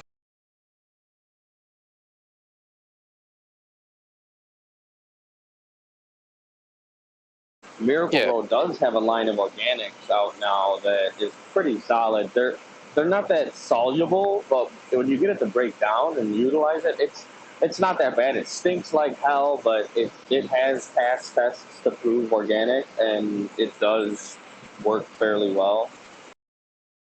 In terms of other options for organics, though, it's a little on the pricey side because you're paying for the label. Yeah. I mean, I won't lie. Like in previous years, when early in the vegetative stage, I've done a couple Miracle Grow treatments, and then once I get into flowering, I was always back to organics. But I mean, super early, it's not terrible. You can really get some good gains out of it for a few bucks. It's not terrible. I'm big into like Fox Farms, start to finish. So yeah, it's not the devil. You just don't want to use it up until like a few days. Like my uncle did that crap, dude, and you smoke his stuff, and your spine feels like it's burns. Well, yeah, it hurts your back, dude. Yeah, it's bad. He was using the Rose like 52, 30 stuff, like crazy shit. Black ash. to the point where you see the fucking buds crackle a little bit if you're smoking out of a pipe. Yep. Straight magnesium flares. Disgusting because he thinks it's like, oh, look at it. It's like, dude, you're fucking wielding poison towards people, dude. Sorry, but that was kind of what got me to start growing. Oh, we're just talking about like over fertilizing marijuana plants and or the benefits of using the fertilizer early on in the stage actually can be okay, but just you don't want to do it towards the end when they're budding or flowering. Dude, what if Scott's Miracle Grow came out with a formula specifically for cannabis? I wouldn't doubt it if they did, to be honest. If the market really does flip over, they'll have a formulation specifically designed for. Dude, that would be in every Lowe's, Home Depot, Walmart, Ace Hardware, Tractor Supply. I mean, dude, they carry Miracle Grow everywhere. Yeah.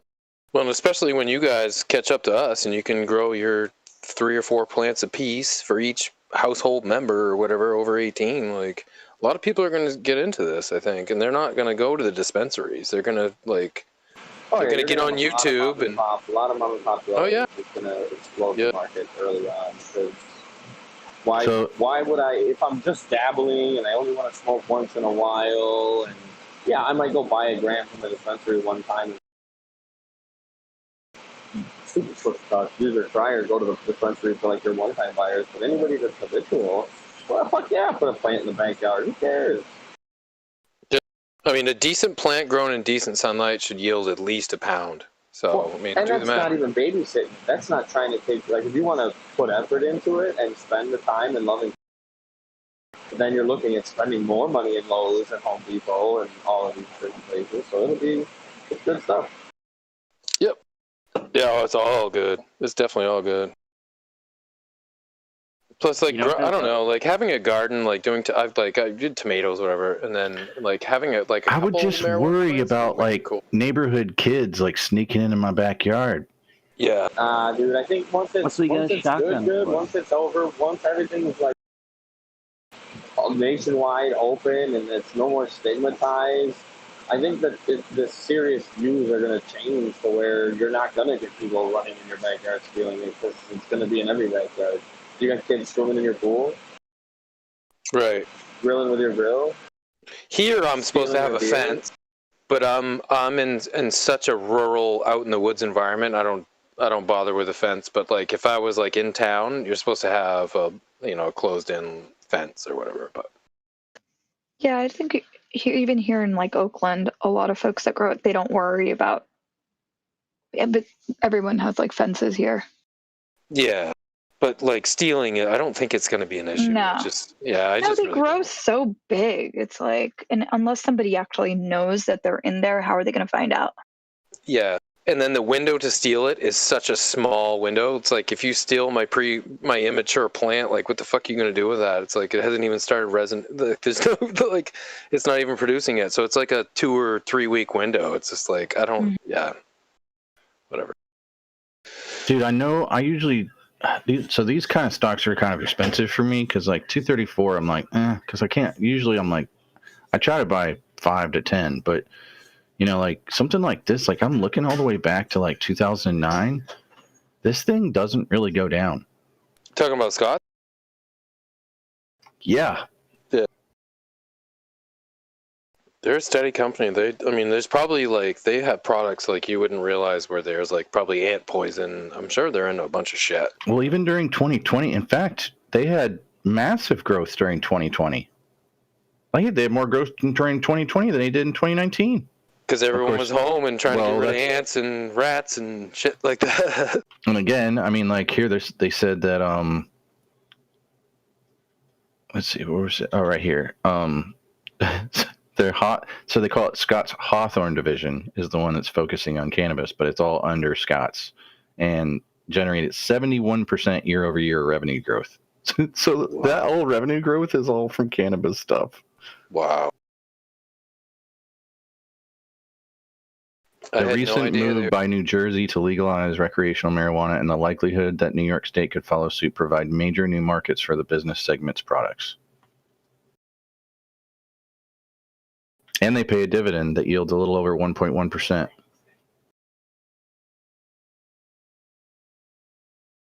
Own gain and get paid quarterly. That's not a bad deal. Especially if it's in your IRA. That's a good long player, for sure. Yeah, that's what I was thinking. Yep.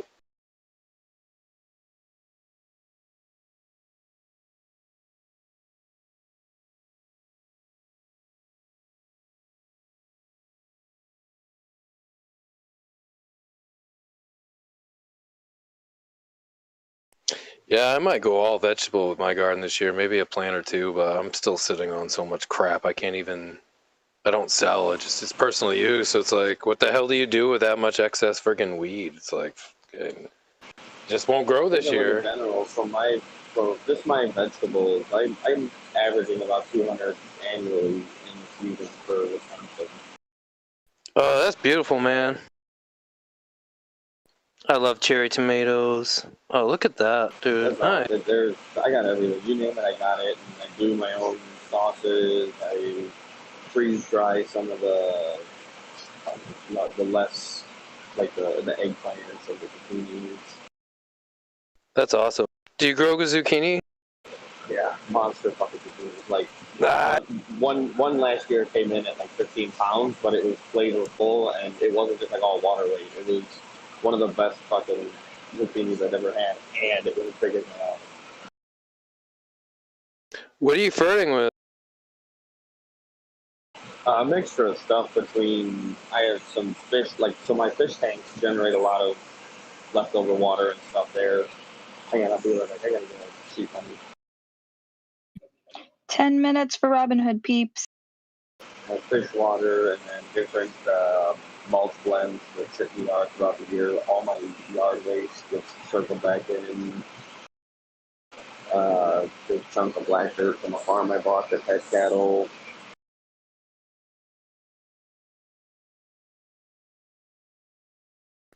You're one of the busiest go-getting people I think I've ever run into, dude. The only non-natural thing that's in the ground in my garden is the perlite, and that's just because I can't find it anywhere else, and it's my favorite area. Yeah, where have you been, Maverick? I mean, you're here, but you're not like here. What do you mean? I'm, just kind of busy buzzing. I've been working the night shift still. I've been doing other stuff during the daytime. I had a lot of running and gunning going on.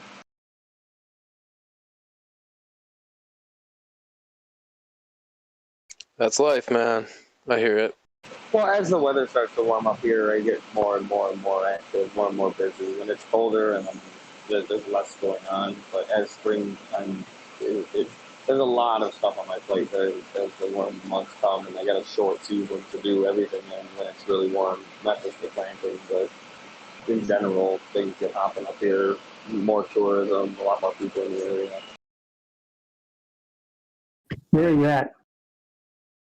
Northern Wisconsin.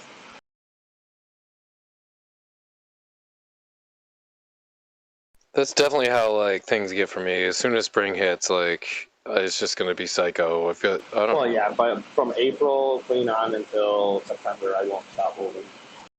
Yeah, same here. Just And psycho. even through September to October, I'll start petering down, but still being very busy, and it won't be until like the second week of November when I can clearly say I'm on neutral and I can really chill out and coast again for a while. Yep. I always take December off just to fucking breathe and then get back at it. I'll never completely turn off, but the last 2 weeks, so like from Christmas until basically like the last week of January. So I guess a month, but 2.5, 3 weeks.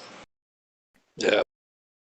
They do like house repairs and bathroom remodels and stuff. It's like between Thanksgiving and Christmas, no one wants that shit going on in their house. So it's like I've just you're always already done with your project, just cashing out. Oh yeah. Yeah. By that point. Yep. And then I make all my own Christmas presents, just kind of enjoy a little breathing room because I do like to friggin' charge, but it's nice to friggin' chill though.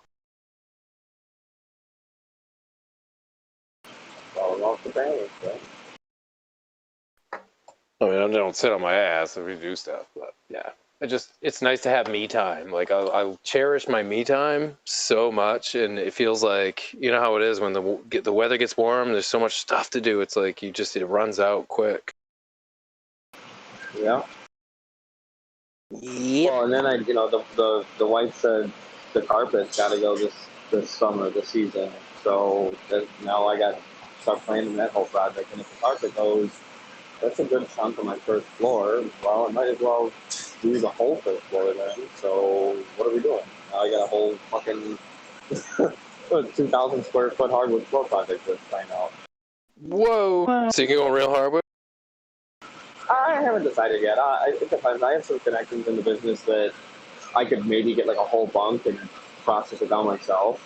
So I could do it for rather cheap if I get a whole bundle. But I haven't really done all that yet. Then that's all your time too, is you got to figure that into it. Well, yeah. So it's how much is buying off the shelf going to be worth to me? How much does Mama Bear want to be happy with fancy stuff or like something that looks fancy?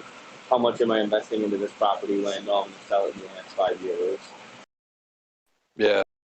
I'd agree with Mama Bear though, dude. I can't stand carpet. It holds so much nastiness, dude. I pull up carpet sometimes. The reason why we live in Wisconsin and it's cold as shit. But now, and we bought the house and it's there. But now if I'm going to put wood floors in or if I'm going to put some kind of composite floor in, then you bet your ass there's going to be some kind of conversation about what does underneath the floor heating look like. Or, right. Even relocating some of my venting so that there is a path of warm air down a cold, hard floor for living in Wisconsin in the middle of 40 degrees below zero sometimes. Yeah, no, I live in a cold climate. I definitely get that, dude. Well, yeah, no, being out there on the East Coast, same deal. Anytime you're living in a climate that's 0 or below, you need to factor that in because if the ground's getting cold, will transfer into your house. I have an 8-foot deep cellar basement, so there's a block of air underneath my house, and even that, like, it's still just cold floors with, when it's nasty cold like that, the hole into it. Is it a finished basement or no? Is it open joists? It's partly finished. Some of the back end is still like old raw, like where it used to have a coal burning oil. Like it's an old ass house. It was built in 1904, so it had lived through coal, it had lived through oil. There's 2 different old burners down there that I still have yet to take out. It's a hassle. So you have like normal baseboard registers on the first floor. No, actually, the previous guy that flipped it before I bought it had moved the furnace, the furnace back up to the first floor. So it's on the main level where the furnace is, and then he's got it ran between the first and second floors for. The second floor has floor registers. The first floor has ceiling registers with a couple of returns on the lower end. Oh, you're doing forced hot air. Yeah. Oh, sorry. Well, I would say like maybe it's time to switch over to boiling water, dude. Because if some of your basement is opened up and you could maybe get into the floors of the other doing the friggin' loop fins, dude, and then your first floor is done, and then I think with this kitchen, with the kitchen remodel, the floor replacement, like all of that coming in this next year, there's probably going to be some big changes. I don't like the furnace on the first floor in the first place because I'll be sitting there on the couch watching TV, and all of a sudden it'll click on, and I'll hear it start to hum, and so it's probably going to end up back down in the basement anyway. And if I move the system, I might as well look into a better system. Yeah, I'm not a huge fan of forced hot air. It does work. It's good. But, like, especially what you're talking about, you want the floors warm. Like, that would be a perfect time if you're going to do all that. Friggin' the main draw to it being a beneficial situation for me is the price of it here. Because my natural gas costs are next to nothing. My electricity costs are next to nothing, offset by the solar energy. So it's like, why not use what I have? But I think if I were to move to a system that used, like you said, a boiler, but use an electric boiler system, my power bill is still pretty cheap. It's just my gas bill altogether. I don't have any other fireplace for that, but that's really good. Are you using any heat pumps? Do you have any heat pumps going? I'm not done. So that would be the other thing. Just leave it the way it is and just do a couple of heat pumps, and then it would cut down maybe. I'm looking at putting a system in. Instead of going gas, I'm going to keep my electric main, wood stove, and then heat pumps. As long as she doesn't know too much about what's available out there, then I'll just sit down and do the math on what's the best and let her pick the pretty outer layer and color. Yeah, there's definitely apps out there to do those equations, like to punch all the numbers in, square footage, blah, blah, blah, blah, blah, cubic feet, all that. Yeah, it's called a spreadsheet. Yeah. I'll sit down and make up myself. I'll quote myself 5 times on how to do the job and pick the best quote. Like how it values to my time, how it values to bidding it out a little bit. Maybe do all the demo myself, but have somebody come in for the fit and finish, just because then I can tornado it. It all depends. I'll crunch all the numbers and shit, who knows? Maybe I'll be super lazy, but have a fat glop of money in my pocket from all this GME money, and I'll pay somebody to redo the whole first floor, and I'll just spend a summer on the beach. Just the GME money, buddy. Come on. I only ask because if you're going to... Well, I was referring to the... Never mind. You know what I'm talking about. I'm not even going to worry about the fucking Roblox money. That money's already sitting somewhere gaining interest on a fucking college fund waiting for her to fucking get to 18, and she can do whatever she wants to do. You're an amazing, fucking awesome person, man. That's really part, and I took a little skin off the top. Don't get me wrong, I was fucked up all weekend, but the rest of it got tucked away in a nice little long-term, low yield, very safe. Hell yeah. I only brought it up because you're talking about hardwoods. You better be sure about punching register holes in that because it's really hard to patch that crap afterwards, dude. Well, but see, that's the other side of the coin, though, is because I have the router, I can. It's almost. I don't need to buy an entire bunk to do what I need to do.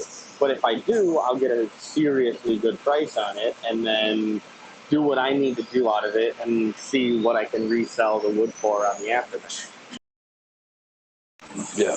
But that also spends a lot of time drawing, and because I'd have to make a program to cut all the square footage cleanly off the sheets or the things that I buy. I'd have to program in tongue and grooving it, or however I choose to write it. So it would be a substantial time investment, but Well, then all the finishing, dude, like that stuff takes an amazing amount of time. That pre-finished stuff, that dude. would be another thing, whether or not I farm that out, you know, like Yeah. maybe do all the labor for ripping it and setting it myself, but have somebody come in to pretty it up in the back end. There's a bunch of different possibilities. We'll see what does COVID look like in the next month or two. What does my wife want to do in terms of her summer plans? She doesn't work all summer long, so I don't want to. Like, am I going to tear up the entire first floor construction-wise, or if you still trying to live in the house, or extend it off somewhere? You know, it's. We'll see how it unfolds, but there's definitely going to be no rest. Yeah. I've been through a bunch of situations like that, and like you can't. Sometimes you can do one room at a time, but when you're doing like hardwood runs like that, you literally have to like almost do it all at once,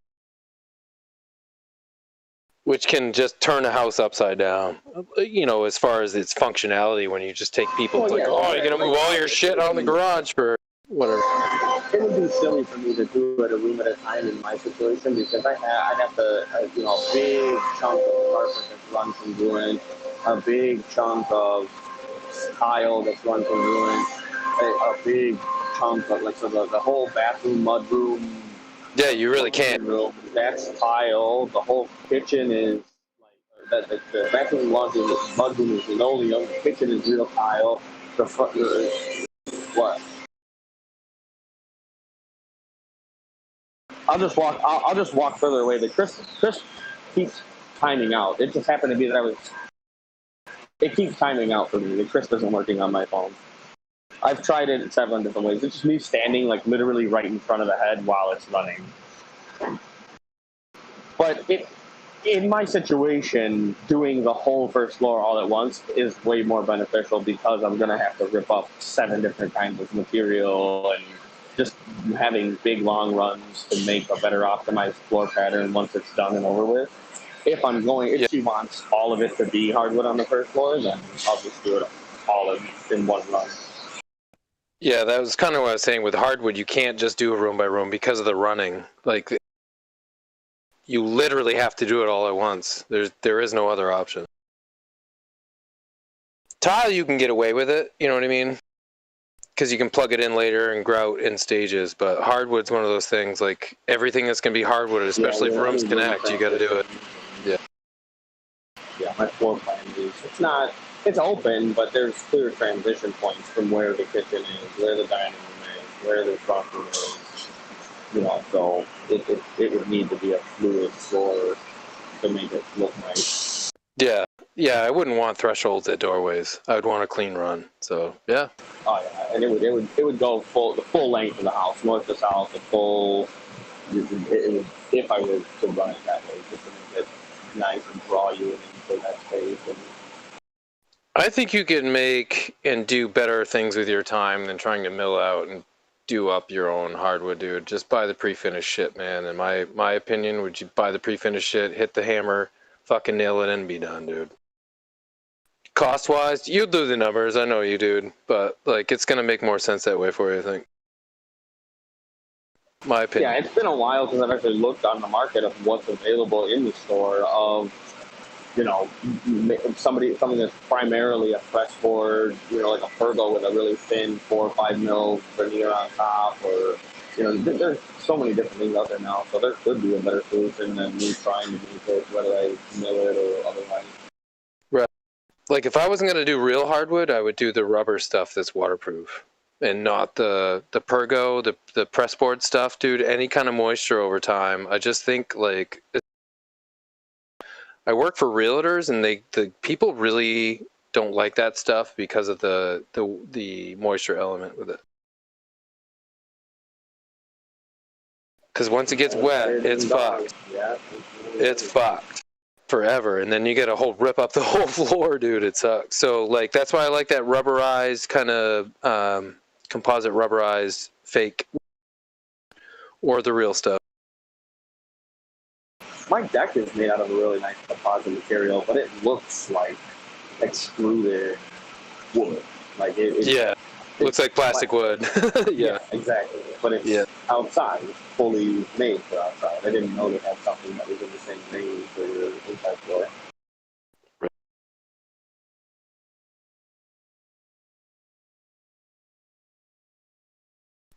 Well, I got a hardwood gun I'm not using. If you want to pay for the shipping, I'll ship it out to you. Yeah. You can ship it back to me, dude. Yeah, I got the gun, bunch of nails. No. Psilocybin and ayahuasca are now decriminalized. Yeah, I see that. In DC. What the fuck? Mouse.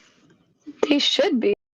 Well, that's insane, though. Like, for it to be decriminalized right there, at some point here soon, things are going to start to change. Is this for real? Wow. Nah, I think the Washingtonian, isn't that one of the fake ones? I think DD is in order. I think Washingtonian, isn't that one of the Onion News Network style? It said DC vampire? Initiative 81, which passed with overwhelming support last fall, goes into effect Monday, March. He was referencing the Washingtonian was kind of a fakey news, maybe. Okay. Yeah, just strictly that. I don't know about whether or not this particular story is true, but I thought that this what's thing called this? No, it's on the Washington Post too. Wow. Yeah, it's there. Wow. They voted.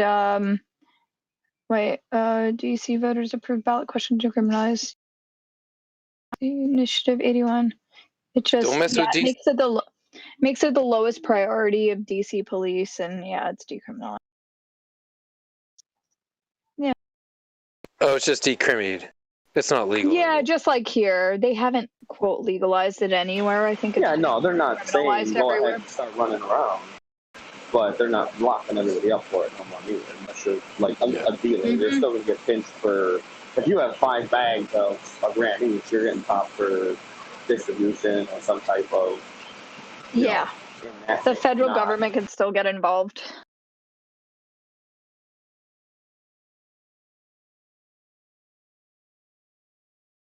I always feel like there's like a really sour like vibe between the federal government and the actual like citizens of DC, like the real working class there. They just feel like so fuck you at times because of the lack of like power in their votes and stuff and representation. So this doesn't surprise me.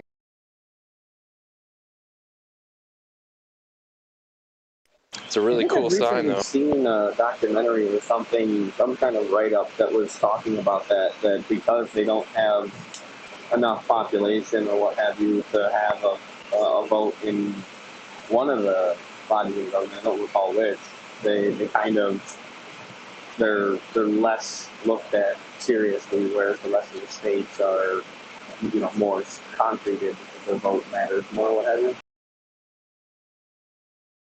From the last I know, they had token representatives, just like Puerto Rico. They don't actually get actual votes, but they're still represented in the caucuses, I think, right? So they can caucus, but they can't vote, which is bullshit, as far as I'm concerned. Especially the people in DC. Puerto Rico's a different situation, but I think the DC residents get a really short stick on that thing. Of all places, right? To give people a vote. It's so asinine. Well, yeah, and it's just based on what the actual living general population is versus the area and all that jazz, and then don't they have to follow? I think it's one of those weird areas where they have to follow certain federal laws, but the state laws don't match up, and it gets a little grainy there. Yeah, I've never lived there, but I'm sure it's wacky. Yeah. All fucking wacky. And the fact that the Secret Service has authority there, not just like DC police. It's gotta be really weird. Yeah, I mean, certain streets would always have a lot of security and just who knows. Yeah, totally. They all got to live there somewhere. Well, I mean, I've lived in Chicago and been on the street with Obama's house when he was in town, and you see, for either direction, 2 blocks or so, they have a, notable presence of Secret Service cars just chilling, people out there hanging out and doing that, watching his residence. So I can only imagine what it'd be like in DC at the White House. I mean, there's military as well, right? Like fully staffed, all.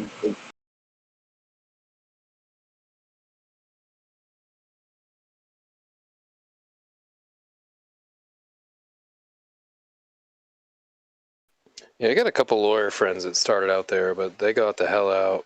I think once they got kind of experience and stuff, they were done with that city. I think after a while, which I don't blame them.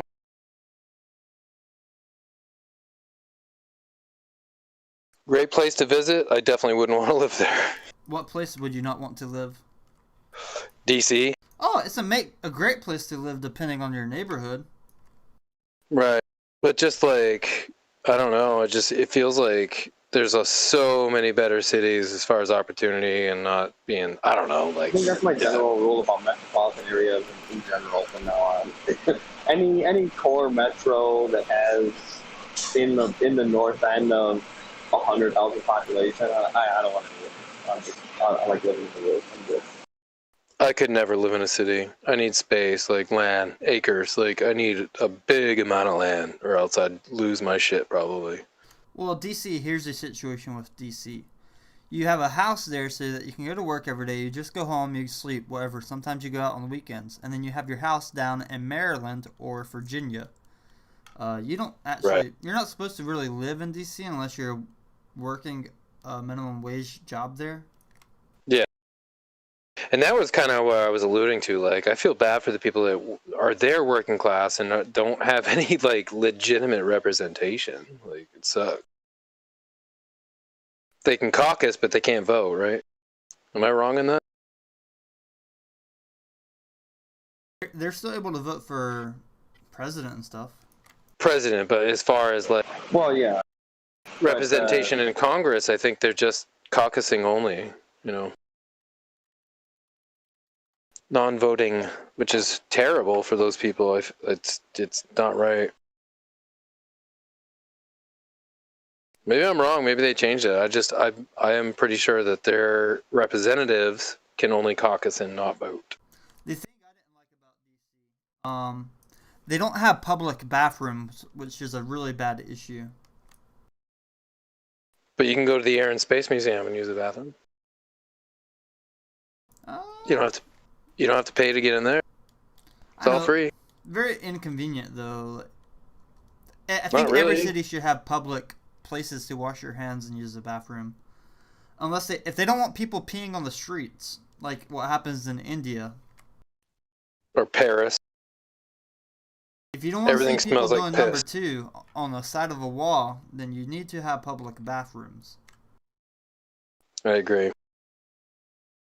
The city is built on a swamp. On the low end by the downtown Saturday night. I'll show you some stuff.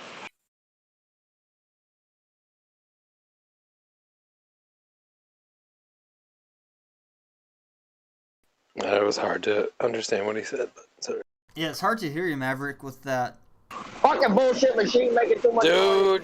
Chill out. No, usually we can. You were mumbling that last sentence, dude. Just repeat yourself. I said come to the low end downtown Chicago on Saturday night. I'll show you some stuff about public bathrooms. Oh God, I bet. I love to visit cities. They've it just gives me so much positive energy when I travel and seeing all this awesome mega structures and everyone fucking together and doing their whole vibe thing. But it's just as far as living it, not 24/7. It's not for me. But I do love visiting cities. I've been to a lot of them, but I just wouldn't want to live them.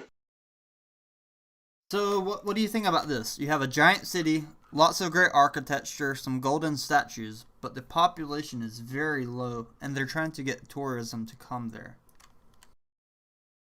I feel like you're about to tell me what city this is. Would you want to go there? If I did, then everyone else would, and it would turn into the other ones, right? Wouldn't it? If it was that attractive, they'd want to go there. Well, it looks nice. The city looks nice. It's in Kazakhstan. Kazakhstan. Yeah, the city's called Turkestan, but they have very strict rules for people visiting. When you go there, you need to pay for somebody to follow you around 24/7, record you 24/7, monitor your cell phone, and restrict you from taking photographs. Sounds like when YouTubers visit China, because I've seen enough of that go down. Yeah, I like the YouTubers who visit the real China, not inside the cities, but the one who make videos biking around the whole of China. Yep. Do you know Sea Milk? Have you ever seen that one? Sea Milk? I think so. That was awesome. It's a freaking really good 6-part. They go all over China. There was another dude, I forget his name, but that was one of the realest shits. They were on these little 125 motorcycles, and they went all through the different provinces eating weird shit, dude. It was so cool. All the different cultures. So they visited the Uyghurs, and then I can't list them all off, but there's so many different there's so many different cultural groups in China. People don't realize they just eat Chinese. It's no, there's so many different Chinese groups, and people don't get that. It's not just China. It's it's amazing. That was one of the best ones I've seen, but there's a few other ones that have been really interesting to watch, dude. I know. I worked for a Chinese company for 2 years, and then I went to Taiwan for a little bit. It's a pretty interesting place to go if you've never been. If you're American and you need a job that pays more than minimum wage, you might want to look at China or Taiwan for employment. But not Hong Kong. Hong you better Kong, be making serious money there if you want to live in Hong Kong, dude. Hong Kong, if you have a bachelor's or PhD and you're prepared to work 80 hours a week. Yeah. Don't go to Hong Kong if you're not prepared for those 80 hours a week. Hyper expensive, crazy expensive. When I saw the hotel price $500 per night in Hong Kong, I just slept in the airport. Yep. That's why I wanted to visit there, and I started looking at stuff. I'm nope, not doing it. I'm talking about the cheapest hotel, $500. Oh, I don't doubt it. I don't doubt it for a minute, dude. Yeah, no, it's crazy. I used to be involved with a hobby remote control airplane company there, just on a kind of a networking level, but just the prices for rents and stuff they were telling me was insane. It was just insane. I went to a club in Hong Kong one time. It's fun. You find you find rich Asians there? No, it was actually it was Burning Man type crew, so it wasn't there's two types of it's that type of club that if you find it, that's awesome. It's really cool people and really good music, or you go to the high-end bottle service type bang type clubs that you see in Las Vegas. That's not where I was trying to go. I was trying to go where the music was good and the people were cool. And this was So you saw a lot of expatriates, just visitors? No, they were definitely people from Hong Kong, that were there. They were Hong Kong people that were just part of that vibe. So the one part of the club was almost like it had a hipster dive bar sort of like vibe. Really cool. And then they had like the DJ on the other end, and it was just like local peeps. Really awesome spot. Yeah, I just like touched in with like the Burning Man global community and said, if I'm in Hong Kong, where should I go? That's cool. Yeah, it was nice. Your travel stories are awesome. Like, I don't know, I've traveled a So lot, much but fun. I bet like it's just I don't know. It's cool to hear about. It really. We'd go like anytime we'd go to like a city, a new one, we'd always check out like the Anthony Bourdain and go to like the spots. So like in Portugal, oh my God, I'll never forget it. This spot like he recommends that he went to, and we got like everything that he recommended. Oh, so good. Food is where it's at, you know? Like when you Yep. go. Well, because then that gets you kind of like entwined in the culture, and it's like that's where everybody starts, because everybody's got to eat, right? We got to sleep, we got to eat, we got to poop. Yeah. Yep. So yep. That's so cool. And I've been going to Bali for like 16 years. So I would go and I'd have like, I have my regular like places that I go, and my regular like driver. Just message him when I'm like about to go. Sometimes I'm giving him like literally like 15, 16 hours notice, you know, like I'm coming, and he's like, yeah, sure. Cause they, you know, like that's so much money for them. Like literally like a $40 like trip to take me up to the north. That I don't know like what that is equivalent to, like what they make, but he's willing to drive back up on that like for maybe like 3.5 hour, 4 hour drive to take me to the next spot, because it's more lucrative than working his regular job. Right. Yeah. But So awesome people, just great culture. Do you think your airline story is over? Like, would you get back into it if it picks up again, or are you I don't ready know. to be done? So you haven't really made that choice yet. Well, like for me, the biggest thing is that I was really close to having the lifetime benefits. So if anything, I want to be able to get that, like be able to retire and have my like be able to travel whenever I want without it just running, because right now I have it for another 2.5 years. But if I don't go back with the company in like a year and a half, then I'm gonna lose it. Right. I'm gonna have So to. Yeah. you could reintegrate, like if things picked up, like they could pick you back up, and you could I have to apply. Right. I have to apply for my position again, but yeah. You could get back in where you were and not lose any of the accumulative that you gained. Yeah, I would basically just pick up where I left off. So I was right at 20 years, and it would continue to pick up from the 20 years. Right. Yeah. I think I'm ready to guess what airline you worked at, but I won't do are it we live, on the but... air? I don't want to. Yeah, I don't want to do it on the air. No, I would just send you a message, but I'm ready to guess which one you work for, I think. I mean, it's really probably not that hard considering like some of the stuff that I've said. Yeah. Yep. I pick up on stuff. Like I'm a huge aircraft airline buff, so I'm pretty sure. You probably know. Anyway. I mean, just based on like cities and like where I've worked and where I've traveled, and yeah. But they've been great stories you've brought here. It's been enjoyable to hear about your travels. I appreciate mean, that. It really has been part of my identity for so long, because like all my friends, family, they all know like, where is she going now? You know, it's like, where in the world are they? This was just how the lifestyle was. You just get up and go. I'd have a backpack always ready to go. And where in the world is Faziego? San Diego. Yeah. Exactly. He was thinking the same thing. Yeah. I mean, we would go and like we were supposed to see Pearl Jam this year in Krakow, so that was going to be Poland for the first time for both of us. And you know, we've gone to so much. Like he took me to see a concert in Dublin for my birthday. Lana Del Rey, who I love, one of my like you know, I have like this. I love her music, sadcore sort of music. I'm really obsessed with it. And so he got tickets and we went there. And prior to that, we went to Istanbul. And Istanbul was having a festival, a music festival that I had gone to back in 2015 that my partner hadn't been to. And I was like, I really want you to go to this. It's a really awesome festival.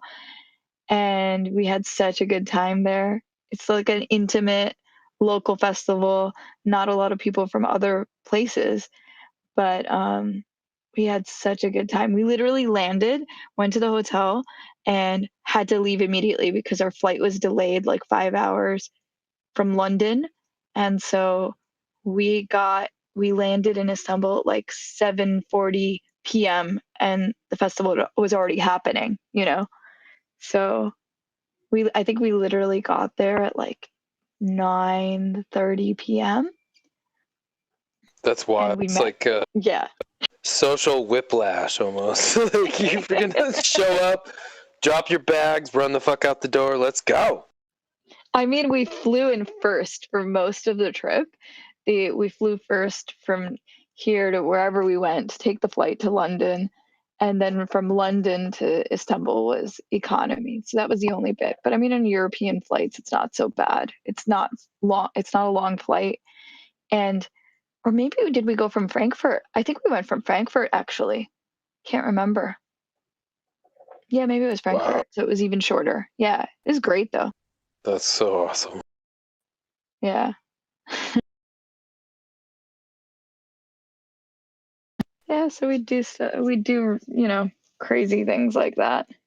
That would be hard to let go of, especially like, I don't know, like if I was you, like I would think it's like, oh my God, let's get this lifetime flying shit. Like whatever I got to do to like get back in when things pick back up. Yeah. Just so. Yeah. Oh, hell yeah. That's why I was I don't asking, mind like, would you get back into it to like finish that? Like, that I think, for exactly that reason. Like I don't Yep. know about like continuing to do that, like especially because I'm really enjoying this.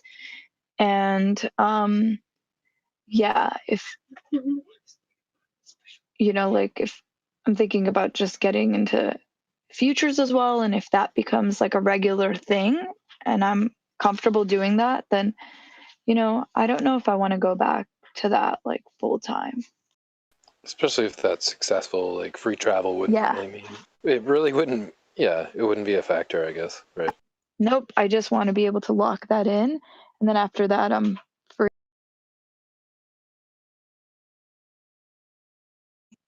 Okay. I think I'm going to run partners here and I'm going to go drop off my skis to get the bindings mounted. Yay! Yay. Dude, I'll catch you we guys want later. pictures when you guys are skiing, though. That would be so cool. Oh, for sure. Hell yeah. All right, good luck with it. Thanks. I'll catch you guys later.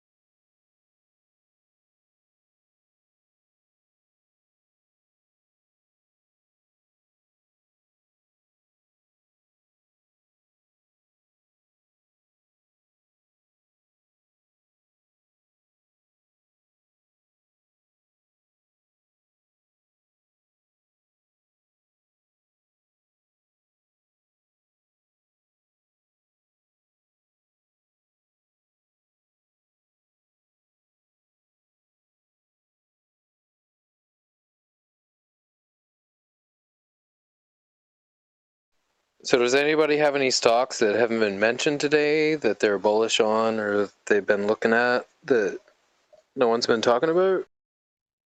Bingo. How's that doing? Well, since the GameStop thing happened, it went up to 14, almost 15, and then it just crapped down to 7. Good Lord. But where was it in January? Was it like $3 or $4 or something? I remember buying that on Robinhood like back in January. I bought it at $4 a share. And So it was down there. yeah, that's what helped me get GameStop shares. Wow, it did blow up. It'll go back up. It's got a good, like, I don't know how to put it. It's got just it's a good company. DNV, NNDM, IDEX. Those are stocks I'm holding. Nice. Apparently Microvision's really good too, MVIS. I'm thinking long term, you know.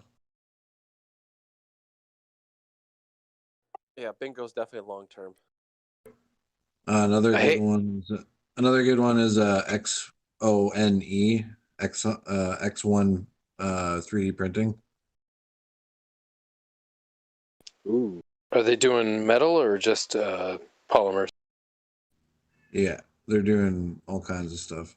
But look into them first. Don't take my advice. Just look. Right. Yeah, do you know if they're printing metal or are they just doing polymer printing? I'm pretty sure they are. I know they're like up there. Kathy just piled them onto her portfolio. So that probably means they're doing some metallurgy, which is the next big. I mean, like Rocket Lab is doing metallurgy 3D stuff. Obviously, you know, but wild. yeah, there's so many good things to buy right now, man. It's just. I know it's wild, dude. I'm so tapped out for money. Same here. I'm maxed. I don't I have cash, like cash, but I have to hold my cash just because I'm getting ready to put a second story on my house. Like I have to hold cash. I can't dump it all in, you know. Gotta be smart. Gotta play it safe. Yeah, I got nothing, but I know I'm getting money like coming up, so it's okay. My bills will be covered. It just sucks because I can't really do anything, but it's whatever. I heard today you go back to work tomorrow or soon or something. Yeah, I'm going back tomorrow. Yeah, I was working. I couldn't chime in, but that's awesome, dude. Yeah, it's great. But then they booked me for first aid training on Friday, so it's just like wonderful timing, guys. Right. I think I have to wait for them to my newly bought GME shares to clear out of unsettled fund zone. So yeah, I'm kind of locked into all my plays right now, which I'm looking at everything. I'm like, yeah, I'm very confident about it, but I don't know if I told you, you weren't on here early this morning. The torch kind of it looked like it was sliding. So I popped him at 4 a.m. for like 168, or not 268. And my Avi was 2.3 something. So I pulled like $150 out of it. But I didn't want to like throw those, but at this point, I think it was a good play. You know what I mean? Yeah, man, you gotta do what you gotta do. It was safe, but like once Meta, I don't know. I just wish I had gotten on the fucking over-the-counter market train and got set up with my E-Trade account and put money in there 2 weeks ago when we were talking about this stuff. So it's a learning experience, but to have access to over-the-counter markets, I think is very smart. Just to have the option, right? Yep, for sure. Because when they do, like, when a company does, like, have an agreement to merge, and then then you can feel more confident in your investment, right? Because like that they won't just like get delisted. That's the only issue with over the counter is like the stock could just like disappear one day and you're like, what? God. Yeah, so it definitely is risky, but thankfully, you know, on the flip side, it's like they are really cheap stock. So you're never really gonna ever be like, you know, the chance that you lose a substantial amount of money from a company that it's unlikely if you're just using your brain. You do enough research on a company and a penny stock, you can find out whether it's a legit company or not. Right. Or you can at least very quickly find the bear news about it, the reasons not to buy it, yada yada. That's good to know, though. Yeah, I would like my only OTC move would have been Meta, like, and then I wouldn't invest in something that I don't like. Roblox, I didn't know about it. That's why I didn't even try it. Like, it was just like, nope. I mean, I flipped it really quick, but then I made $5 or something. I was stupid. It was just like, yeah, bye. Because I don't know what I'm investing in. If I don't know what I'm investing in, it's like, what? I have no business doing it, right? That's the way I feel.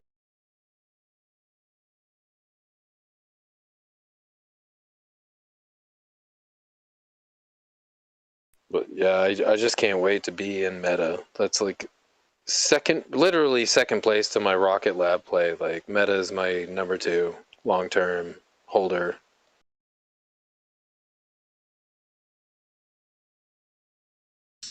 Absolutely, man. I'm not gonna lie, I sold a couple of things to take advantage of the dip on Meta today. Not more.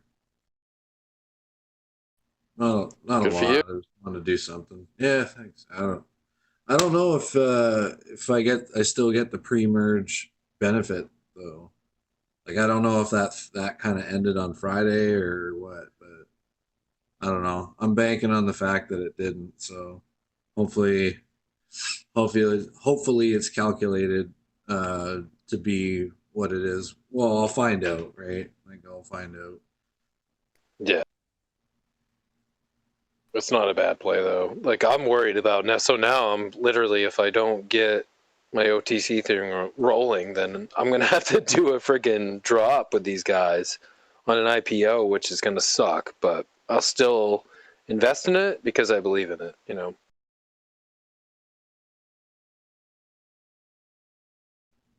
Yep.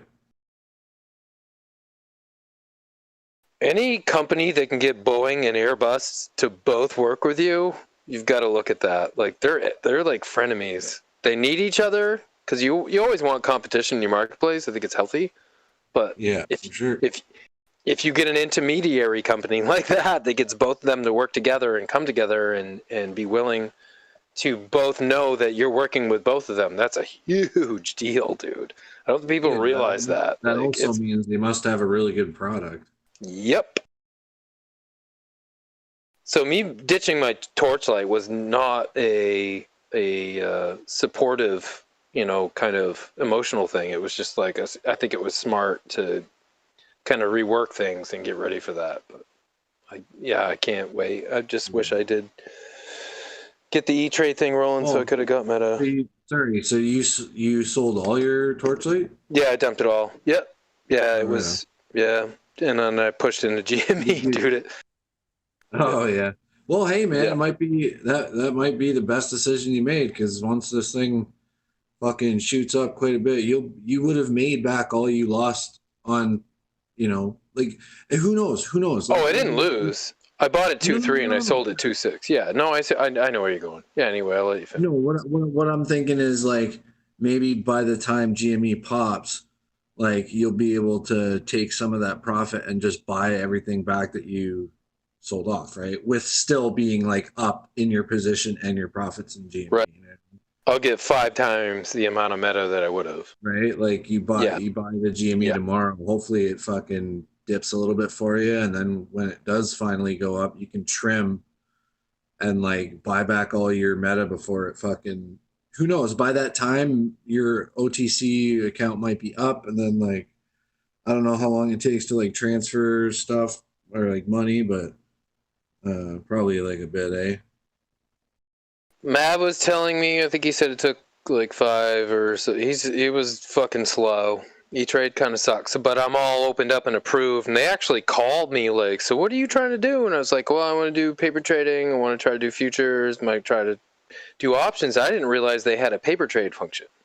So this guy was like, yeah, no, we paper trade all that stuff. I'm like, oh, man, that's awesome. But I think they saw that I had downloaded the app. I was about to upload funds, and I didn't. And then I got a phone call. Yeah. It was weird. But I really appreciate it. And I told him, it's like, I really appreciate you calling me because Gail kind of like talked me through all what they do and where they're going. And he explained that OTCs do there's a fee for them and blah, blah, blah. Like, yeah. Robinhood and Webull don't call me, right?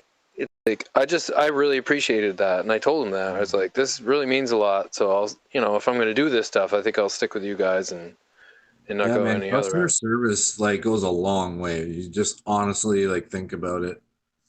Just that, because then you're telling me that, hey man, they called me, and I'm just like, oh okay, maybe I will sign up with them because like they do that. You know what I mean?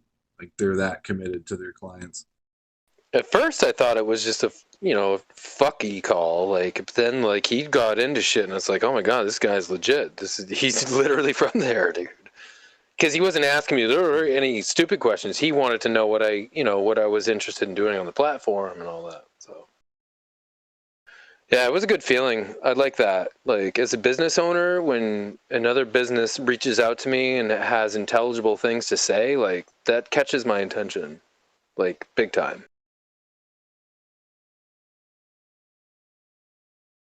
So, yeah, they'll get my business just for that. When I get ready to do that, they'll definitely get my business.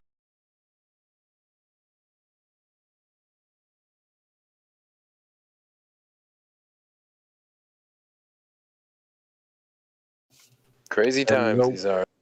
Sorry, go ahead. I was just doing some DD. So interesting. Volkswagen put out an article with a statement talking about an ambitious EV battery plans with their partner.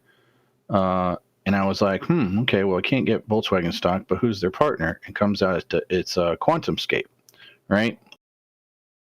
So interesting thing about QuantumScape.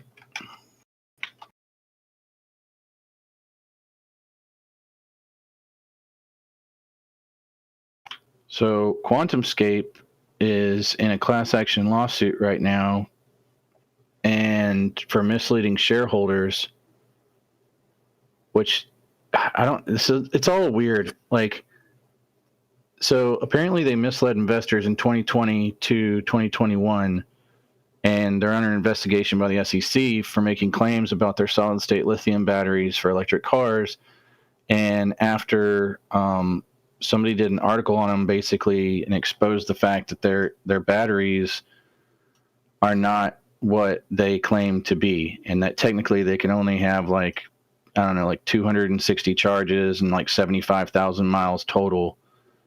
And so they kind of they misled investors. But I find it really interesting the fact that this has been news for almost a year now, and yet Volkswagen releases a statement with Inside Investors Business Daily on 3/15, which is today, talking about how they're excited about their partner's big breakthrough and their solid state batteries. So I don't know. I'm just, if anybody's in this or anything, just kind of be careful.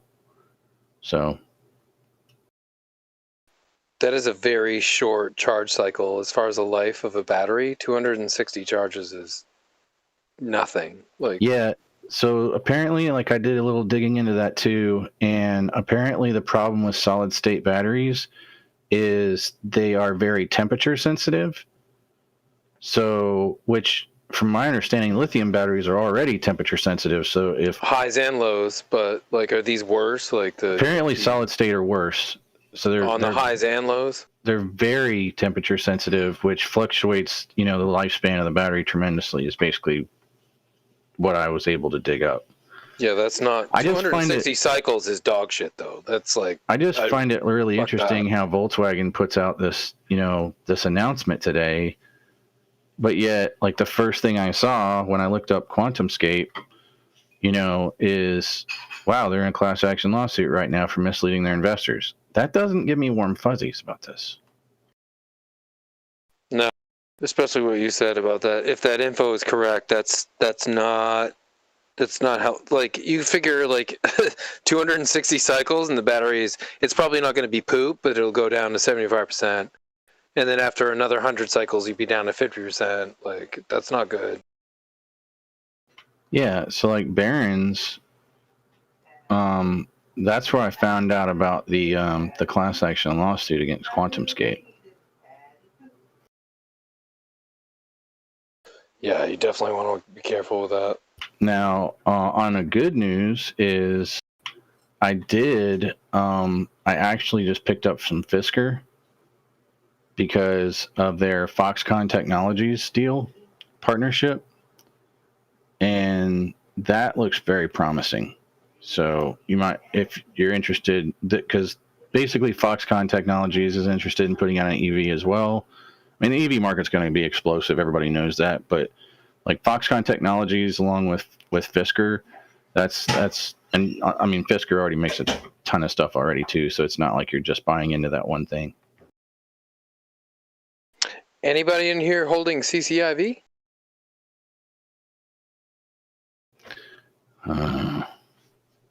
Did you see how much it came up though, you guys? Like it's kind of slowly creeping back to where the fuck it was. Like it's coming. Company, bud. Oh, I just can't wait to go positive on it. I have so many shares. It's stupid. Wow, that's really close, man. It is. No, it's coming. It like that's really because we've close. been focused on all this other stuff. I was just looking at it. I'm like, whoa, it's getting really close. Yeah, no, it's coming back slowly. It's doing its little silent chug, but I was just looking at it. It's like, wow, I had a good day. Oh man, it hit $30.10 in the after hours. I know. Yep. It's the only reason I brought it up because you were talking about that. I went and looked at it. I'm like, oh man, look, it's almost back to where I bought in. Well, actually, I averaged down, but yeah, it's getting close to where my average is. I was 31.50. Was? So you're out? Yeah, I sold it. You got out. Yeah, it's when I did a lot of those punch outs and buy something else, take a little loss. Like I think I'm done doing that game. But I mean, it depends. Like I'm okay with doing it if I see that I can jump into something and make it back relatively quick, which I think I did. I mean, like literally the only red in my portfolio today was SLG. Congrats, man. That's awesome. All my green stuff was all my mining and lithium stocks, dude. I'm telling you, these are growers. They're long-term plays. They're not going to do your 100% one-day stuff, but I don't know. I just have really good feelings about some of these mining and mineral plays that I've been into because they're like I said, they're not like exploders, but some of them they just hold. Like even through the tough times, they've been holding. So that's been good. Absolutely. Dude, anytime, like, anything in the green is good. Yeah. And congrats, and I'm so happy you bought Piedmont, dude. I don't think you're going to regret that at all, dude. I'm glad you bought some. Yeah, I'm actually thinking about going actually a little deeper now that I look at it. I don't know. I might just see. It's going to be a puncher, dude. She's going to punch up and not stop. I mean, yeah. I mean, so like, because ARB is the only other one that's above them. But that market's going to be so big. I mean, like, once every single. The way I look at it is like, until another battery source is found, lithium's not going away. And everybody is getting in on the electric vehicle kick. Like everybody. And if you're not, you're going to be in trouble. Yep. Ford, Chevy, I mean, GM, everybody. Yeah. Well, Cadillac. GM hasn't announced anything, but GM through Cadillac did. But like really for mechanics too. What's that? I said the electric vehicle craze is going to kill mechanics in probably 15, 20 years. It'll change things. I was going to say, you don't think they just adapt? I mean, everybody said the same thing about carburetor and fuel injection. You have to go to extensive. I mean, I'm sure there's plenty of people who can transfer from a mechanical kind of mind and engineering mind to computive, but it's going to be a lot of schooling to work on Teslas. It takes like a fucking year and a half, 2 year extra, plus knowing vehicle stuff. Well, I mean, it almost becomes like an electrician kind of thing. You know what I mean? Right. It's a whole nother type of trade. / automotive, like, because they still have to do ball joints. I mean, you're not going to have those degrading parts like your, wear and tear parts like ball joints, tie rods, blah blah blah blah. They're all still on those vehicles. Yeah. And the safety stuff, because the batteries and everything can be so dangerous. You do the wrong thing. That's not a battery you want to short. No. No. My buddy's shop, I just told him he should put up a sign that says free oil change on Teslas.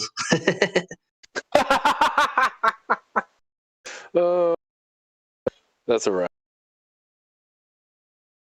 Yeah, I couldn't imagine crossing those two wires though on a battery that big. It'd be fucking violent.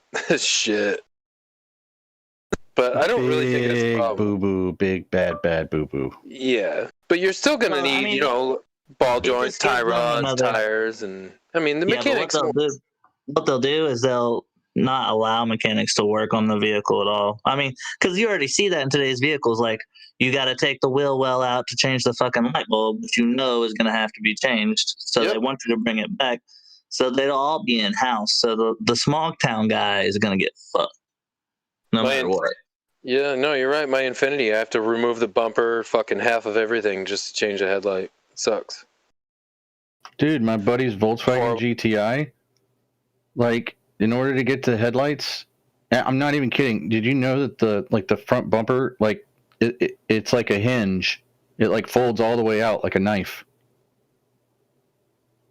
Like, literally, the whole front clip, what they call the front clip, like, is the front bumper cover. Then you have the bumper, and then you have, like, the actual, like, welded or like steel reinforcement, before the frame starts. It's like the impact structure before the right. It's the front clip. So you literally have to, like, take off, like, this right side where it's all connected, and then it, like, swings out open like a door. It's ridiculous. Some cars you have to take to the mechanic or the dealership, to have the battery changed, because if you try to do it yourself, once you unhook that battery, they're the only ones that can turn your car back on. My Camaro was like that. My Camaro had the battery in the back, and I didn't really drive it a whole lot. It was my garage queen. Unfortunately, I had to sell it when 2020 happened, but kind of sucks. But yeah, so, like, it used to sit in the garage, and because it was my garage queen, and one day I went to crank it up, and the battery just, drained a little low. It wasn't dead, but it was just low. So I'm like, cool. So I'll just jump it off, right? No. Nope. That's why you hear about all this right to repair stuff, because we should have the right to repair. Like, unhooking a battery shouldn't reset the vehicle that I need to bring it back to the, that's bullshit. We should have the right to just at least change a battery. Most fucking laymen's can, if you got any kind of mechanical, intelligence, you can change a battery. Hey guys, YouTube's ending. You guys want to say bye to YouTube before this conversation continues? Later, YouTube. Bye, YouTube. Goodbye, YouTube. Sorry you couldn't hear us all day. Not our fault. No, if you say sorry, that means it's your fault, I think. We can go over stock. All right, it's my fault. Blame Jersey Robot. Guys, it's my fault. Let's do a quick conclusion before we get off the YouTube about what happened today. Clean Energy, CLNE, which I said this morning, went up 3.5%, actually 4.5%. AMRS, we're up 8.18% on the day. And AMTX, we're up 6.98% for the day. And those are biotechnology and clean energy companies. Piedmont Lithium kicked butt today. PLL, just ripping. Lithium stocks are awesome. GME's holding where it's at. Sleep on your shares. Come back tomorrow. We're all gonna be here. Yeah, AMC's doing well. Yo, yo. I'm saying, your boy. AZ backpack in the house. It's your boy. And now, backpack. if I may turn your attention to the GME weather report, it go rain. I'm weak. Super sleeper for the day is Scott's Miracle Grow, which, unbeknownst to the public, decided they were going to stick their hands into the cannabis field and turned over 60% profit revenue of all of 2020. So check it out, SMG, Scott's Miracle Grow. By the way, they were also up almost 5% today.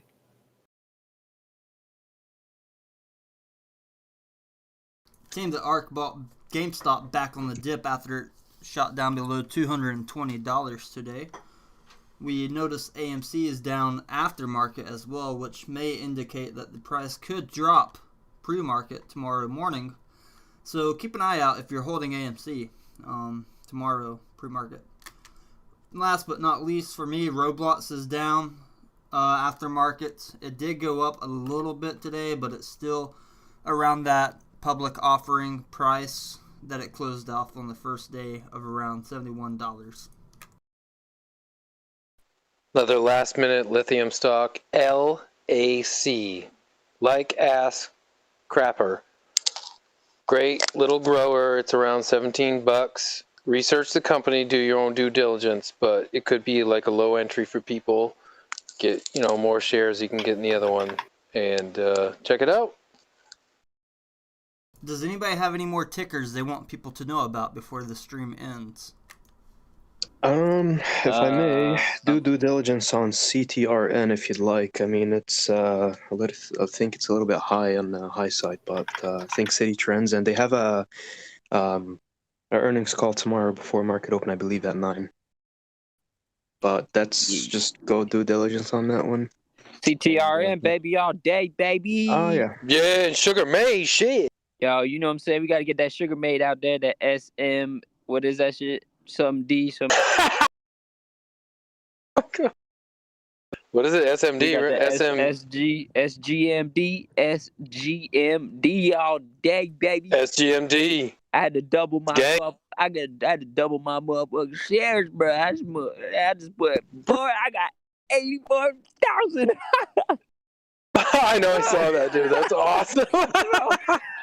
Oh, good for you, man. Dude, I got 84,000 of those shares, bro. Oh my god, dude! I just want to be the one guy that just has all the shares of it, bro. Dude, in 2 years from now, you're gonna hold those 84,000 when it's at $6, and you're gonna look at us, be like.